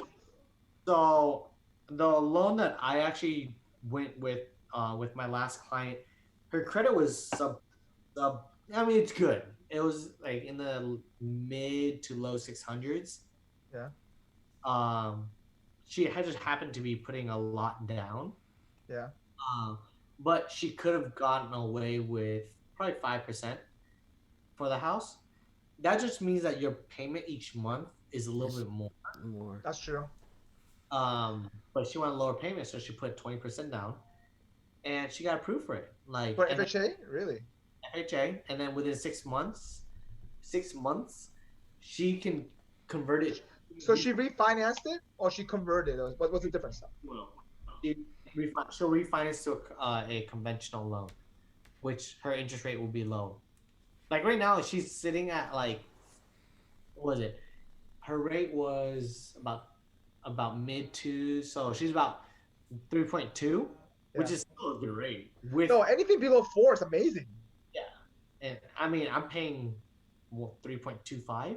I remember my parents paid 6.7. Yeah, I remember when my parents were paying over 10. That's right, and back in the early 90s. Yeah. Yeah. Imagine that. Imagine, Robert. Imagine you own a house. That's like your credit card debt, like a credit card interest rate. Right, right. That's crazy. Man. Though. You're like, why not? Like, yeah. And the market's gonna go back up. It's gonna go back up. It's gonna take a dip, probably. Everyone's projecting it. It's gonna dip, but it's You're talking gonna about the housing market, though, right? Housing market, yeah. So you saying when you say go back, take a dip, it means it's gonna slow down. It's gonna be low inventory, or do you think it's gonna be like just enough inventory but no one's buying? What do you mean by taking a dip? I personally think that there's gonna be an increase in inventory because of. I think it's gonna be more inventory too. It seems like. But not enough people buying. You're saying. Mm-hmm. Got it. So I think it's just people losing their income are just not gonna have money to pay, so then they have to let it go. Got it. I see what you're saying. Got it. And then that means there's not enough people buying the houses, so therefore you think the house market is gonna take a dip. Oh no! So this is a weird market, right? Yeah. Normally, low inventory, increase in price, but because of how with everything's going, it's low inventory, and the housing market is practically plateauing. Maybe a slight increase, right? Yeah. Gotcha. And then actually, even in OC, it's actually decreasing, which is weird. Really? Low inventory. But when you get an increase in inventory, prices go down even more. So I think that once people start defaulting because they can't pay the lump sum, Yeah. it's going to increase and price will decrease. And then since the rate is so low, everyone's going to jump on. People with money, they're just going to jump in. People with money, the investors are gonna come in and just buy them up. That's what happened to Florida. Investors from New York and California, they came in and bought up all the real estate in Florida in the 2008 crash. Yeah. And then Damn, man. I really wish I had millions of dollars in the next couple of years. you don't need it. You can technically buy a house probably with $10,000. This is why I need to get. So Mike, just sell all your Tesla stock, and then you can buy like 3 houses. Shut up. Let's not talk about that here, okay? We're not going to do this podcast, okay? It's a different podcast. We'll talk about stocks another day, but Yeah. So all right. But so Kevin, so now are you I guess for now that you have your mentor now, you got into the industry, do you feel confident that, I guess, obviously, because now that you got out, so as you went through that hole, right, you started marketing yourself a little bit more, you started picking back up now you made a couple of sales already, you feel motivated now down the line. How do you think that, I guess, as you kind of know, you foresee the economy is going to go a little sideways, right? You kind of see that coming up soon. You know that, no? The economy is going to go sideways a little bit, okay? You know that. You visioned that already. You just talked about it.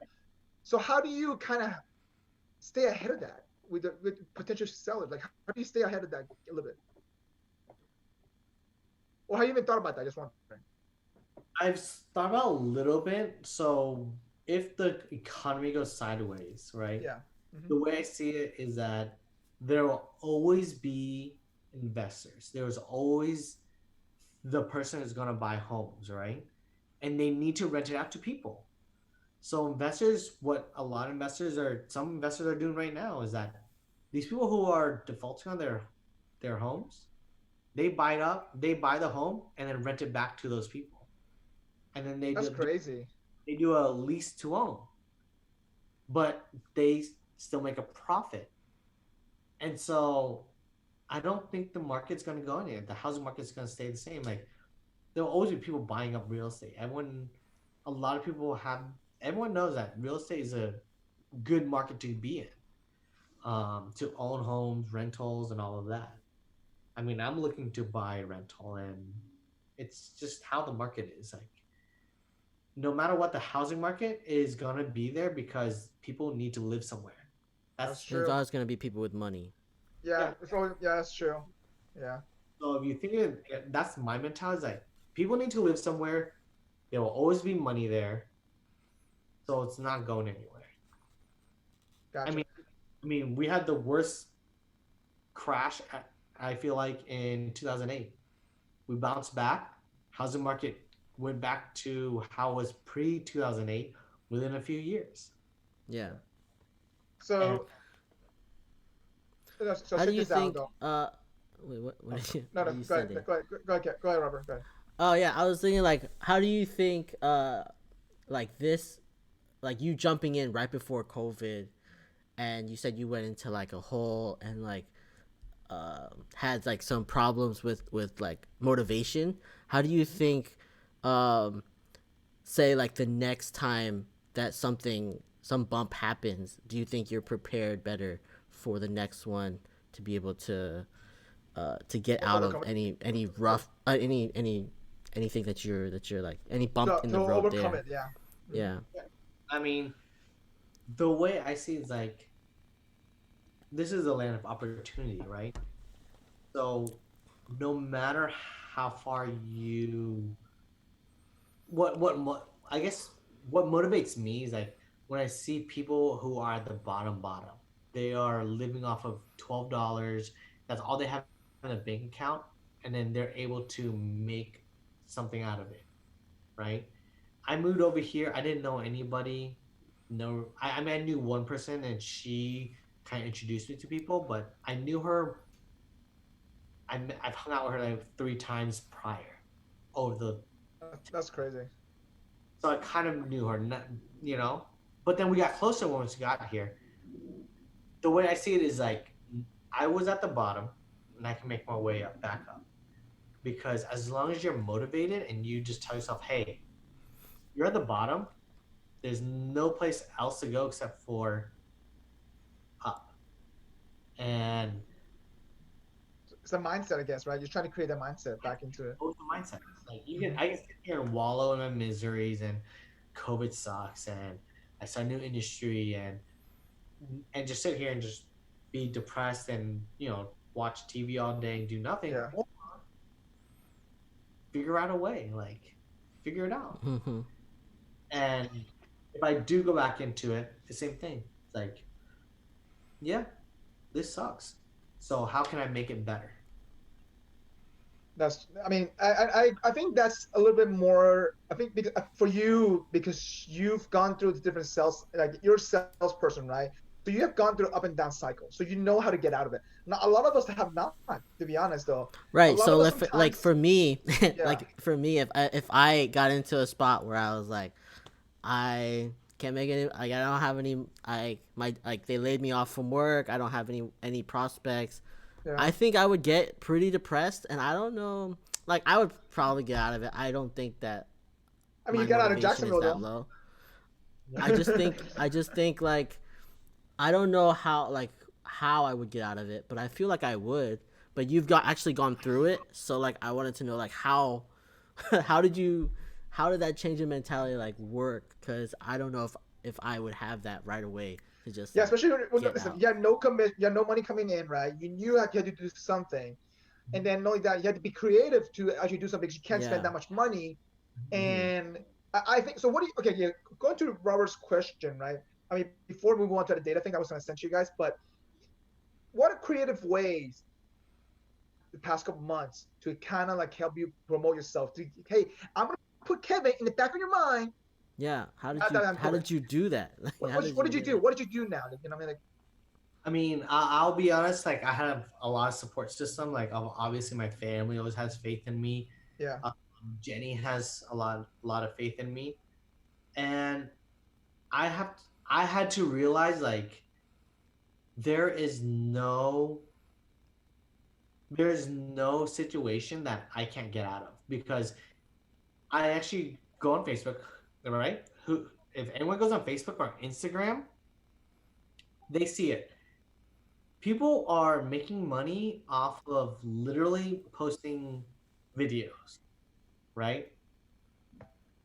And they're probably not, probably don't have 160 IQ. They're probably not geniuses in any way, but it's the way that they found to get a out of, niche. Yeah. and they found a niche. They found a niche that they can get out of where they're at to make themselves better. Why can't anyone else in this world do it? I can do it. I can do something like that at the very minimum. Find So out wait, what. Kevin, are you TikTok famous that we don't know about? Yeah, that's what it is. We're like, oh, we're Right. like, oh, he got into a rut and then he did all these TikTok dances and now he's TikTok famous. Now he has an audience. Now he has Yeah. And then he used that audience and was like, if you guys need a house in Yeah. California, come and see me. That's what So, it I mean, is. I mean, okay, but all jokes aside, though, for real, like, so what are some, I guess, marketing stuff you've done for real estate for yourself in the past couple of months that was creative? Like, So how do you show your houses around? Like, obviously, there's probably virtual tours, right? And let me tell you, some virtual tours are boring. I've been in it. It's horrible and it's boring. How'd you make it more interactive? so I haven't done any of those because I haven't had listing yet. Okay. Um, and I've been reaching out to different friends I've made and networking, all my networks that I've created. I've Yeah. reached out to them, and of course, not everyone's going to buy a house today. Like, I Yeah. understand, but constantly reminding people, like, hey, I'm in real estate now. If you know anybody, I'd love to help them out. I've reached out to companies to do partnerships with companies. Oh It's yeah, that's right. The relocation thing you told me about. I remember that. yeah, it's a little harder just because like a lot of corporations right now they don't really want to talk to anybody because they're dealing with COVID. Yeah, that's true. They're not even in the office. Yeah. Yeah. So I've been reaching out to companies still, like regardless, and I guess some people may call me the annoying gnat, where I'm like always like constantly like, hey, just letting you know, I'm your neighborhood real estate agent. If your employees ever need anything, I'm more than willing to help them, and I'll help them pay for their moving costs. You know, and so doing little things like that, like I feel like eventually it'll eventually come back. I'm not looking for You're instant laying the foundation. That's what you're doing. You're laying the foundation. Yeah, yeah. it's long term, Yeah. you know. And I think a lot of people forget that in business, it's not always about instant gratification. Like, boom, do this, I'll make money right away. No, you have to lay the foundation and then build upon it to make your empire, right? Hmm. And so,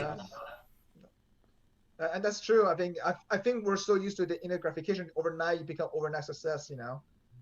So I completely agree. But I think part of it is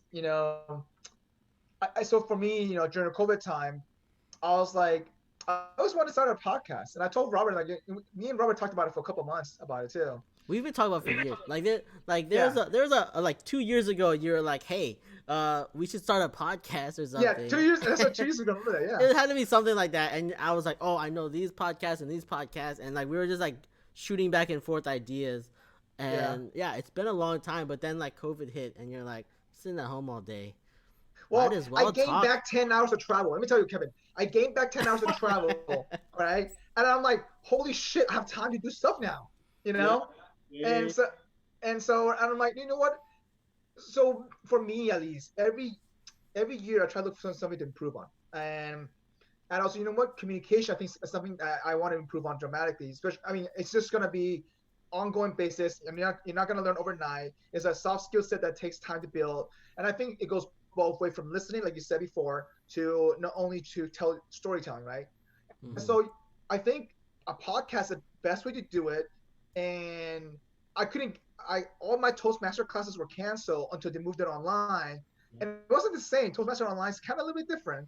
And mhm. so I was like, you know what? I haven't talked to a lot of friends in a long time. I think this is actually a really good way to catch up with people. And they got nothing else to do besides being at home now. Yep, That's it's true. true. So that's why, like, I'm about to send out mailers because Yeah. people are actually looking at the mail. I feel like because like you're at home, like you might as well look through and like, oh, okay, Kevin's there, and So now that you build this confidence, okay. So I should before I jump into it, I just want to show you guys some data that I found, and I look at this data almost every single week. But You look uh, at these data stats every single week. Like, yeah, once I a week, opened up or this, and I was like, this is really dry. well, not once a week. Okay, okay, every other week when they release some information. Okay, but anyway, long story short, I'll tell you why in a second. But so going back, Kevin, to your question though, like now that obviously real estate takes some time to invest in, are you putting money into marketing, or if so, how do you know how much money to put into it? How do you budget that? Because you know that you don't have much leads yet, you don't have much listing yet. So what do you like? How do you plan for the future? Just wondering. so I budget off of based off of what I have right now. Yeah, So obviously, I take out how much I need for the next 6 months, 3 to 6 months, depending on like how aggressive I want to be. yeah. Um, I got it really aggressive where I gave myself 3 months where I need to be super aggressive, spend a little bit more money, but within these 3 months, I need to sell a house. So that's So you get yourself a goal: 1 house in 3 months. oh, you have to have a goal. If you don't have a goal, you're not gonna get there because you're gonna always make excuses, So do right? you write this in your vision board in your office? What do you do like to make sure that, or it's always back in your mind? I'm a planner. I'm a planner. I have Also, you're a planner. I have a goal. I have a goal planner. All right, within 3 months, I need one sale to hold me over for the next 3 months, right? And so And then So you feel like you became more organized when you became a realtor? Like, okay, this is today's day. I'm gonna do this because Or I were have you to do doing this this. before as well? Like Oh you yeah, might we have were been doing this doing this before though. before. I was doing it before, and then I stopped because I was So like, wait, oh, when you started doing it, just want to hang up. Which job made you start doing that? um, I'd say probably the Equinox job, Oh really? because you have because like for the hard money loan, people just called in. So I That's was like, true. Equinox, yeah, people call in, but you really need to go out and look for business. Yeah. Oh, I gave myself like, all right, I want to create this event, this event, boom, done. And And these then people showed up, and this is how I'm gonna follow up with this event from this event. Oh, I met you at this event. I see what you're saying. So it kind of cascade down. set timers, set appointments, whatever you need. Email them this day, email them this day, give them a call here, all that. So so you learned that skill set from somebody, or just somebody, or it was like, okay, everyone's doing that. I'm just gonna do this. This makes sense. I learned from somebody, Yeah. and I just kind of, you know, Gotcha. Expanded, kept going. You expanded that. No, that's smart. So, but you stopped doing that in the CBD world. You saying is that why you're gonna go into? And then I, now you got back into it. exactly. Yeah. So you try to. So for me, I actually stopped that during COVID. I don't know why, and and I was like, you know what? In the beginning of COVID, I was like, you know what? I'm gonna enjoy my time off, not planning stuff, which is kind of nice because Yeah. I always been a planner, and I was like, you know what? Let me enjoy take 2 months off. But then Yeah. I was like, damn, I cannot do this. Go on. I need to start planning now. I need to start doing stuff again. I need to start being a little bit more aggressive with my timeline because I was wasting a lot of time. I was just like lingering around. I was Yes. really walking at the beach and just watching the ocean, just doing nothing. Like, um, but then I was like, you know what? I need to start. It's just because the thing is that the time goes. I feel like time goes faster when you're working from home, and just because you're not looking at a clock anymore. You know what I mean? It's not like 9 to 5 anymore. You're like, oh shit, it's time to go home. I go drive from the office to home. There's just So a it's lot like, more distractions. So Yeah. I feel like I get less done in the same amount of time. Yes. it is a lot of distraction, but I feel like the office environment. Okay, so for me, in my industry, I'm used to it, so I can be efficient at home when I have things planned. I have time slot allocated for certain things.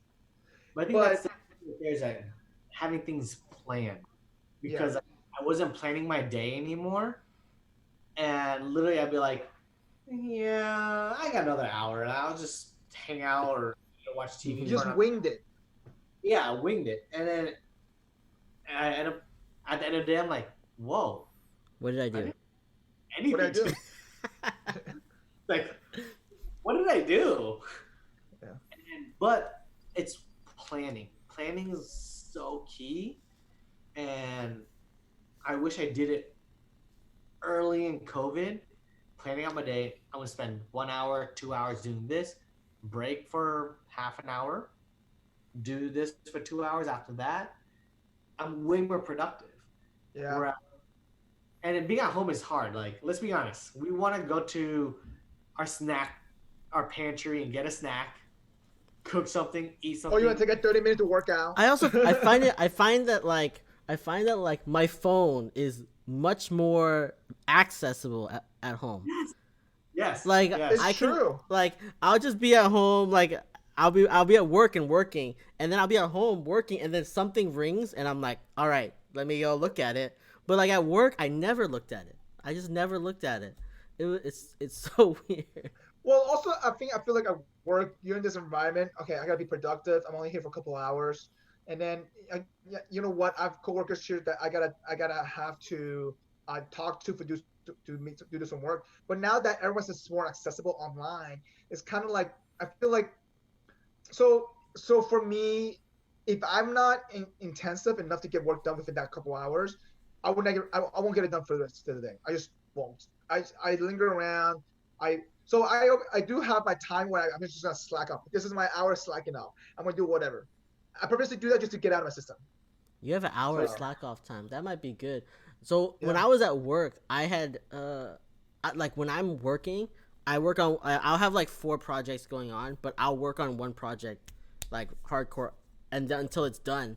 So for me in my schedule, I didn't put out times like this time block is for this. I put switch project time block. So I'll be like, hey, reminder, switch what you're doing to do something else, so that I'm working on all of my projects at once instead of just one constantly all day. And that's good though. I Can't do that. Like I need Yeah. that break because I'm way more productive. Like I could work, I could do sales and I can do everything straight, but then I see like the results from what I do is not as the quality isn't as good as if I actually took a break. And Mm-mm. Well, that reminder also like makes you change like your thinking, like change focus, Mindset. and in that Yeah, time you're yeah. taking a break anyways, right? Like it's not like a quick turnaround, but it's like reminding me that I need to work on more than just this one thing that I'm focusing on the whole day. I mean, I guess in your industry that would work. That would make sense because like in sales, it's like it's the same thing. Like you're just kind of pitching the same thing, Yeah, or yeah. you're trying to figure a way to pitch it, and um, So, but at least I feel like for you though, Kevin, you have to take more time to plan it because yeah, you need to do it. So for me, example, like in consulting, I'm like, let's say, in the middle of implementation, I'm putting out fires. I don't have time to plan shit. And it's like I build my priority list, okay? Or I build my to-do list. Like which are my priority stuff that I need to put out fire for that, like there's 20% that impacts 80%, right? The 20-80 rule. It's like 80-20 rule. So like I had to do those things first before I could put out this rest of the stuff. And I don't feel like I'll I became better about planning because just because of my past experiences, right? And because of my side businesses. But if I didn't have those experiences of planning, I feel like I would be all over the place. I'm just trying to put fire to fire to fire. It becomes super stressful. That happens a lot too. Yeah, there's fires happen, and you're just always like on the fires, and then you don't get any other work done. It's just putting out Yeah. fires all day. yep, I understand. That's why I had to plan everything the night before. Oh, you do that. So you do your planning at nighttime, really? I do it mine in the morning of. When I wake, so nowadays I wake up at 4:35 in the morning now because I work East Coast hours, and so I purposely block 30 minutes in the morning just to see. Okay, I gotta do this stuff. This is the rest of my day. Okay, I'm gonna make sure that. But if I could push something up for tomorrow, and it's not really important, I would just write it for tomorrow's calendar stuff, and then I go over that. And the reason why I do that in the morning is because my mind's fresh thinking. At night, I feel like I'm too tired. So I do in the I do at night. I do like kind of like the initial Yeah, and basically the the backbone, I guess. like a layout. Yeah, and then in the morning I look at it again to make sure that it's practical. It's actually doable. You mean like not overachieving it? Exactly. That happens a lot to me though. Like, I'm like I packed too much one day. I'm like, I think I could do this. Yeah. No, I did only half of that. Yeah, yeah. And then it's hard because like when you meet with clients, like I have to give myself a window of driving because Yeah. traffic in LA is Yeah. unpredictable. Well, you don't know how long a client meeting could be too, though. See. Exactly. They could talk and they have a billion questions about the house, and I just have to kind of then adjust my schedule throughout the day, and then whatever else that I don't finish, I always bring it to the next day.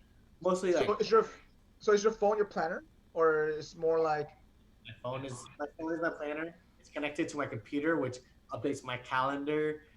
Everything's all so? integrated. So you don't write anything down physically, No, no? So like, what do you use on your phone? I was wondering what kind of apps and tools. I use mostly my calendar app on my calendar Gmail. app.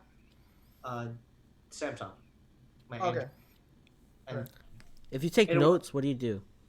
What Yeah. do you use taking notes? taking notes, I actually have a notepad in my phone, and I just type in like ideas or whatever I need to So remember. so everything is on mobile for you then, for sure. Okay.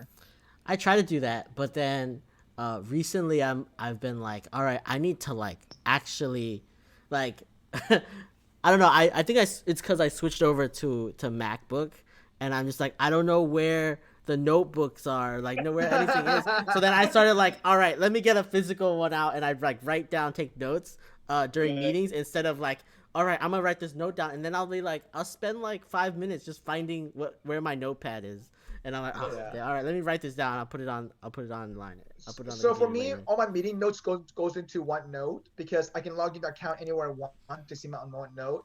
But for planning though, I'm old school. I have my agenda. I have my physical agenda, my actual physical book that breaks down into hours. I like it because I can write it and erase it. Like, and I get that you can do that. I get that you do it with computer as well. But it's just that for me, for some reason, when I write it in my mind, it just clicks better, and I remember, oh shit, I got to do this versus me typing it. I don't know. And then anything important I set reminders for just in the calendar. But that's like all my personal stuff. But for work stuff, I use I do use Google Task stuff really well because you know how you get emails all the time. So for work for us we use Gmail, right? And I know some people use Outlook and stuff like that. So the way I do is like, okay, if this email requires work, I add it to my task list. And then I color code it. Red means urgent, yellow means okay, and green means I could do it later, end of the day or end of the week. So I task list that for work related. But for anything for personal, I had to write it down. Anything for my side business, I had to write it down. Just because it's just so much. It's just that way it gives me two different workspace. You know what I mean? Yeah. No, I use Google Keep for all my note keeping, but then when switching over to Gmail, because everywhere else I've worked we use Outlook. Switching to Gmail, I hate it because it's just in my like browser, and I can never find the right browser and the right tab to get to my stuff. It's so annoying. I hate it. So you can actually link your Gmail into your Outlook. No, I can, but my company is like very security driven, and they say no Outlook at all. Same here. I can't do Outlook in my computer either because of the work life. It just like I wish I could do Outlook because I love having it separate. Like I can always go to that. Because you have your task area in Outlook. I feel like if they had like an icon just so that I can click on it and it's my email, I would be fine with that. Because Outlook is just its own separate thing. But like this is your browser and it's with everything, and then you gotta go search through stuff. And especially now with the chat release, now there's no there's no separate chat. It's like a browser chat now. It's really annoying. Too. Browser chat. We don't use chat. So we use chat Google.com all the time now because the Hangout's gone for us. For commercial, Hangout's gone. We use Slack, so we don't have that. Yeah. So see, Slack's amazing. So Slack you can connect to your Gmail and you can connect to your task, and you can remind you in Slack as well, which is nice. Yeah. I guess I'm lucky that I don't have all that security. You don't have all that stuff. Yeah. Outlook, anything from Outlook and from Gmail, because I use both. My CBD is mostly Gmail, and then Outlook for my real estate. It automatically, like my Samsung calendar just grabs it from the email and then puts it automatically into my your calendar. That's nice. That's nice. So it helps me out.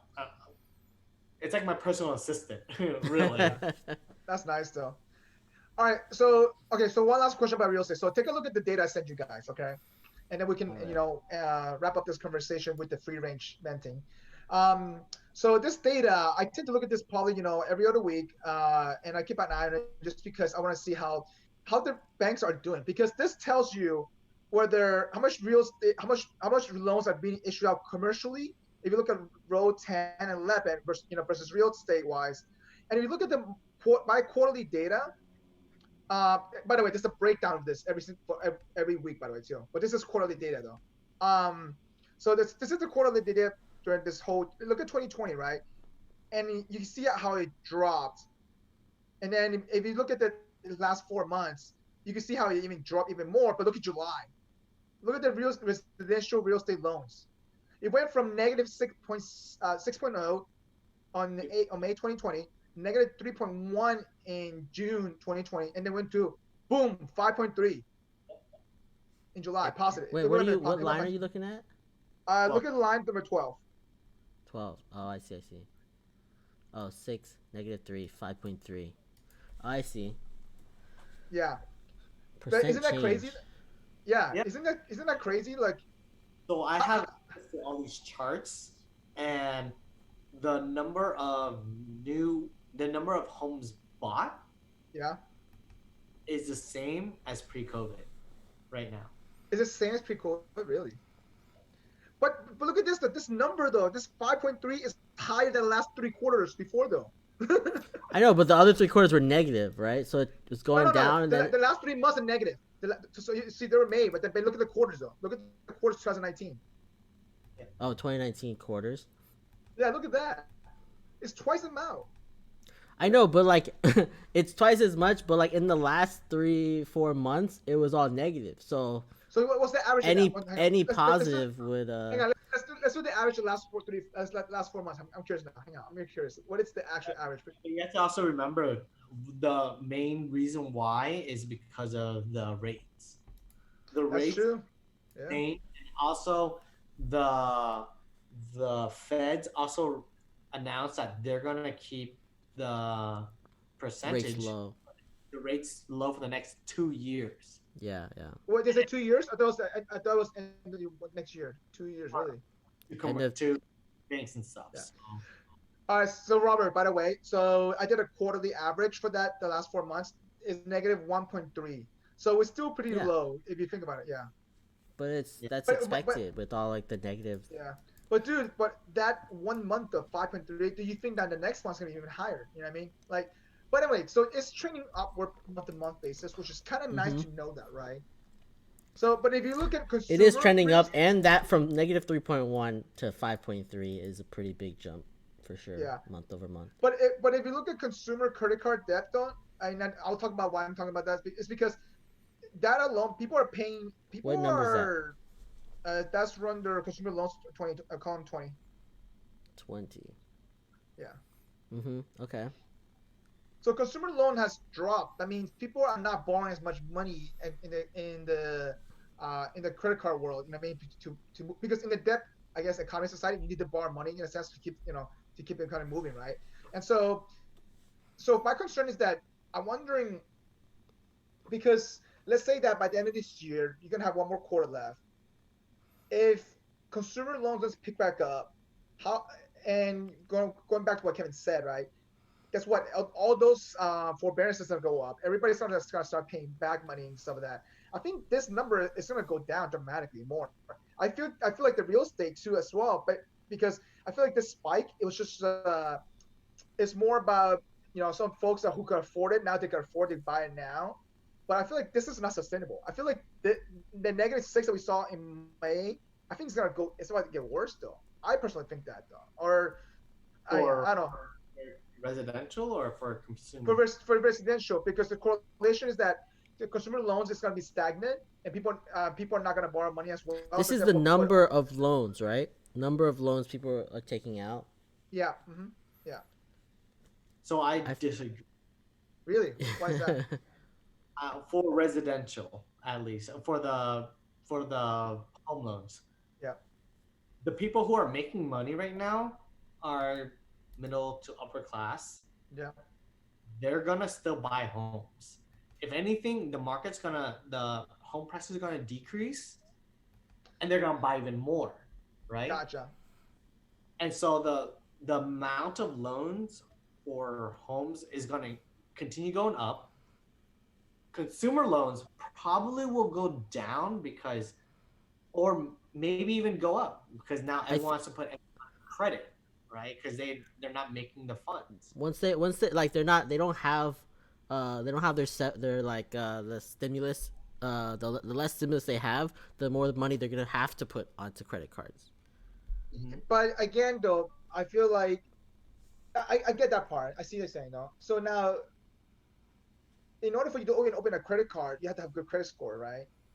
Or in order for you to even have a loan, you have the good credit score. I feel like the borrowing money is gonna be tighter. That's what I'm saying. Possibly, yeah. It That's could go. possible. I think it'll increase. Yeah. And drop. That's true. I can see that happen too as well. It could increase and there's a dramatic drop. And it'll drop because then no one can improve. So short term, you think it will increase at least though. Short term. Yeah, short term it will definitely increase, I think. Yes. Okay. Also, I this don't. is on the economy of where we're gonna open, of how COVID, we're Yeah. really have a vaccine. Like, there's a lot of variables into what could happen in the next few months. I mean, but for what we've seen in the past, the whole COVID experience is that the market is just gonna go up and up forever. So we don't have to worry. The market has just increased exponentially forever, I and that's mean, the Fed can only pump so much. I feel like the Fed pumps so much money But into the people have a misconception.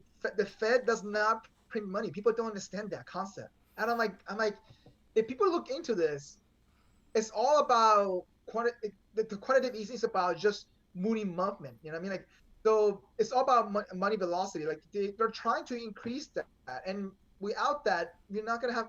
It's gonna be stuck one place. That's just why the economy slows down. Like, Fed doesn't print money out of from thin air. They don't print money. They don't. They just borrow. They just buy bonds. They buy for securities of them. You know what I mean? Like, yeah. if people don't understand that concept, like, like, I don't know. It's a whole conversation we could have that's on the side though. But you're right. I think it's gonna vary on the stimulus that's gonna come in August. I think that's gonna play a little part into that though. I think now that they extended a lot of the forbearance mortgages until end of the year, that's gonna be interesting to see how it's gonna play out. I think That's that horrible. I can already see that's gonna. If it's forbearance, so that means now they have to pay 6 months all up front in January. Who can afford that? Yeah. well, Even people who could afford it back do you 6 think months people ago, do you they think can't people afford it save money now. though? Do you think people save money the last 6 months? No. Have you not seen Amazon stocks and how Amazon's doing? I feel I feel like they're like probably there's some savings, but it's not 6 months of savings. Yeah, not 6 months of rent savings. Yeah. So do you think the government will tell them, hey guys, forbearance is over now? Here, but here's a plan though. Uh, I mean, federal mortgages, you cannot charge them all at once back. You can add it to the like amortize it towards the end of the whole total loan, re-amortize the whole thing for them. You think they'll do that? I mean, that is an option that they've talked about, but I feel like a lot of people who were already approved for these loans were already paying their max that they could afford a month. Oh, that's true. So that pushed the limits already in a sense. Yeah, so they're already pushing the limits. So now you're gonna add on another what, few $200 hundred dollars? at the end of the month. Yeah, yeah. Can they afford that? Or Like, they would so they would either have to increase their monthly payment or push those loans out an extra 6 months, 8 months, however Mhm. long. and even then, who's to say that they can even afford that? That's true. Hmm. And Yeah.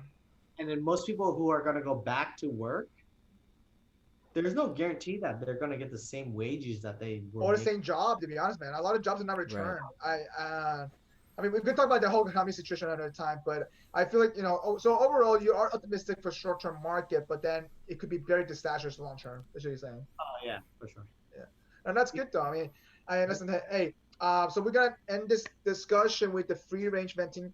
So you want to go first, Kevin? What do you want to vent about this week, or whatever you annoy about? Anything that you think you want to just relieve, you get off your chest. I have two things that were actually pretty big. Is one is the freaking temperature. Like, what's going on with the weather?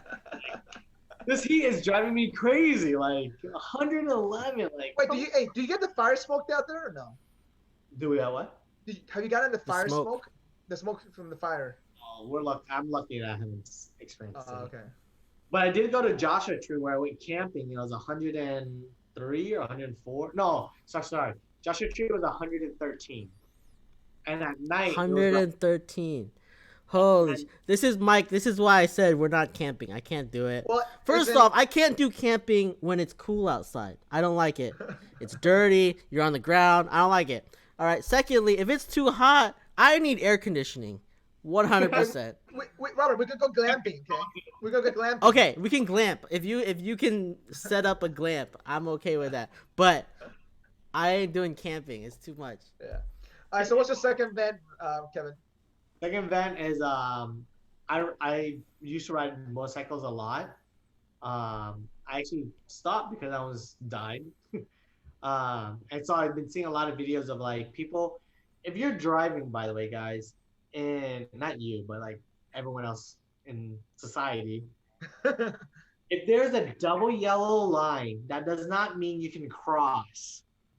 That's Wait, actually double yellow? yeah, double yellow. You I can't thought cross. There's no way. yellow No, is you no cannot. cross.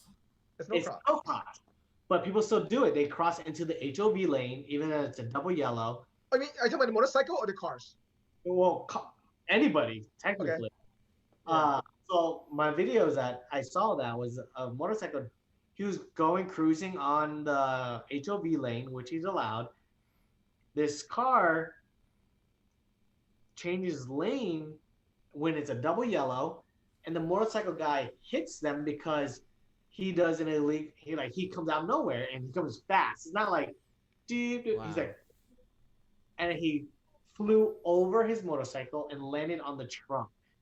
Oh my And god. luckily he was okay, and he was knocking on the window to tell him to stop.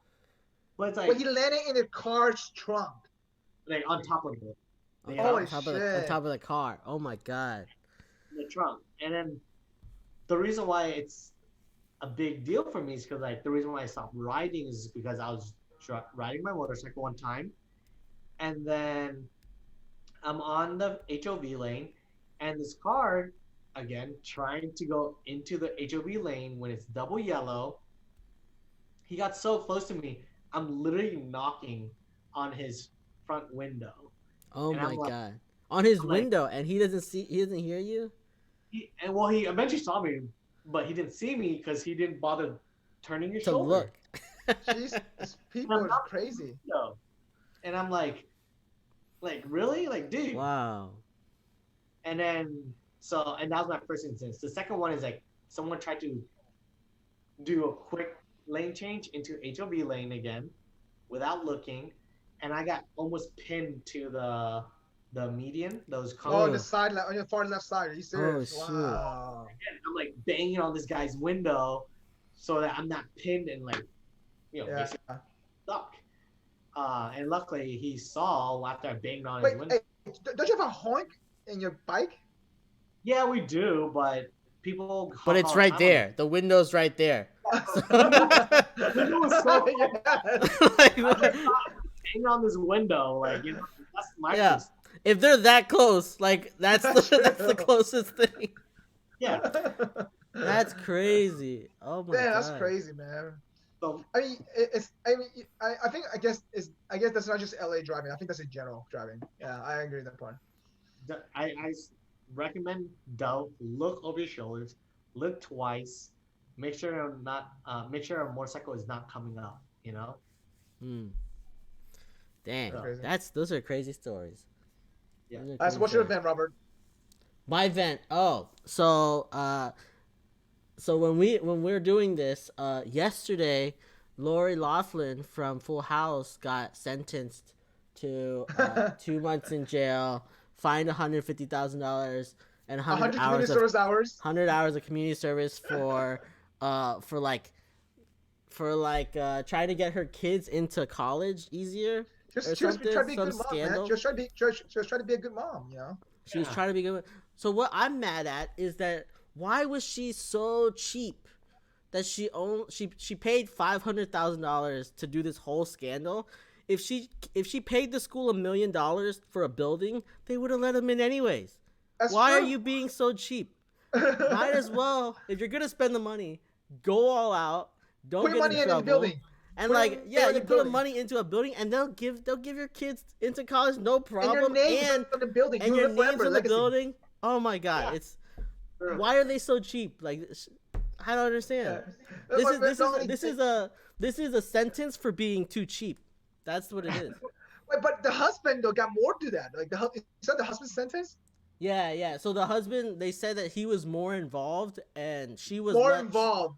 She wasn't as involved, but she was complacent. Like, she was okay with it, and she was like okay with it happening. It's So always she the got husband's less. fault, right? It's always the husband's fault. I mean, I feel like if he was brokering the deal, then that's probably why he got more of it, right? Yeah. But yeah, it's just they're being stupid. Like, why even? If you have the money, might as well just like go all out, go directly to the school, Yeah. That is true. That's being really cheap though. You think about it, like It is. It's being cheap. Like they could have paid $1 million and been fine, but they paid 500,000 to a guy, an in between guy, and they probably took a cut. yeah, who definitely took a cut, and then so that's why they messed up. They messed up there. They got caught, you know. Yeah, stop. Don't be so cheap when it comes to your kids' education. That's what it Yeah, is. there we go. Yeah, celebrities, you hear that? Celebrities. Yeah, and then so when we're all millionaires and we want our kids into college, that's we gotta keep that in mind. okay, we could put our money together. Say, hey, this is our foundation, our group foundation. And Yes. all the kids needs to go there. You know what I mean? Like, here's $20 million. This is seven of us. Okay, this is all our 7 kids. You know. Yes, that's what it is. That's what we're gonna do. You make a bigger impact with $20 million and $1 million each person. You know what I mean? Exactly, and it's completely legal. Yeah. Okay, so my event is, so I flew from New York to LAX using United Airlines. And let me tell you, United Airlines oversold their economy on purpose. So, even now during COVID, they oversold. No, yeah, I know. And I'm like, hang on. So I'm thinking about this. I'm like, this is a big, 787, 3 seats, right? So it's a big plane. And they always do that for the longer flights. So I'm like, holy shit, I'm stuck with this many people in an economy. I'm like, I better get a freaking upgrade. And luckily I did, okay? Otherwise I would have ended up. Mike's the only guy that I know that is like, I better get an upgrade, otherwise I'm upset. Like, no, but everyone else is like, oh, you gave me an upgrade, I'm so happy. He's like, thank God. Like, you better. Like, that's. Well, listen, I don't expect. Do you know who I am? Well, first of all, I don't expect anything because I'm silver status, okay? Because of COVID, I was like, oh, I was surprised I got an upgrade. But because when I booked the flight, it was like $76 one way, and I was like, oh, like this whole plane's empty, almost literally. Like this was like a month ago. This plane was empty, and then I'm like, how did they oversell it? I mean, they dropped the price from $76 to $50 when I looked at the history price, and they oversold it by 15 spot. And in first class, only one person booked first class. It's just only 16 spot in first class. So they had the feeling that everybody's first class in order to get that 15 extra spot in the economy.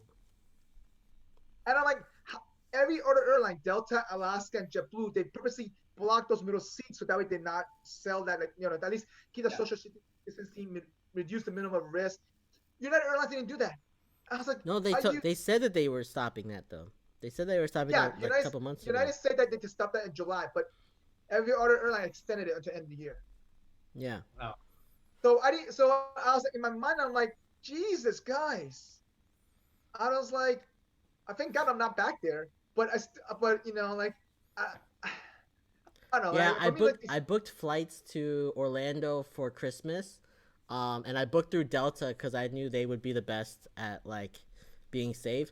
But I only booked a one way, so the way back, I'm like looking at tickets now, and I think I'm gonna have to go like United first, where there's like 2 seats on one side and 1 on the other, and take the one seat. So they do. So United's first class is really nice because you have your own space, literally like your own little cute, and because they take the bigger plane.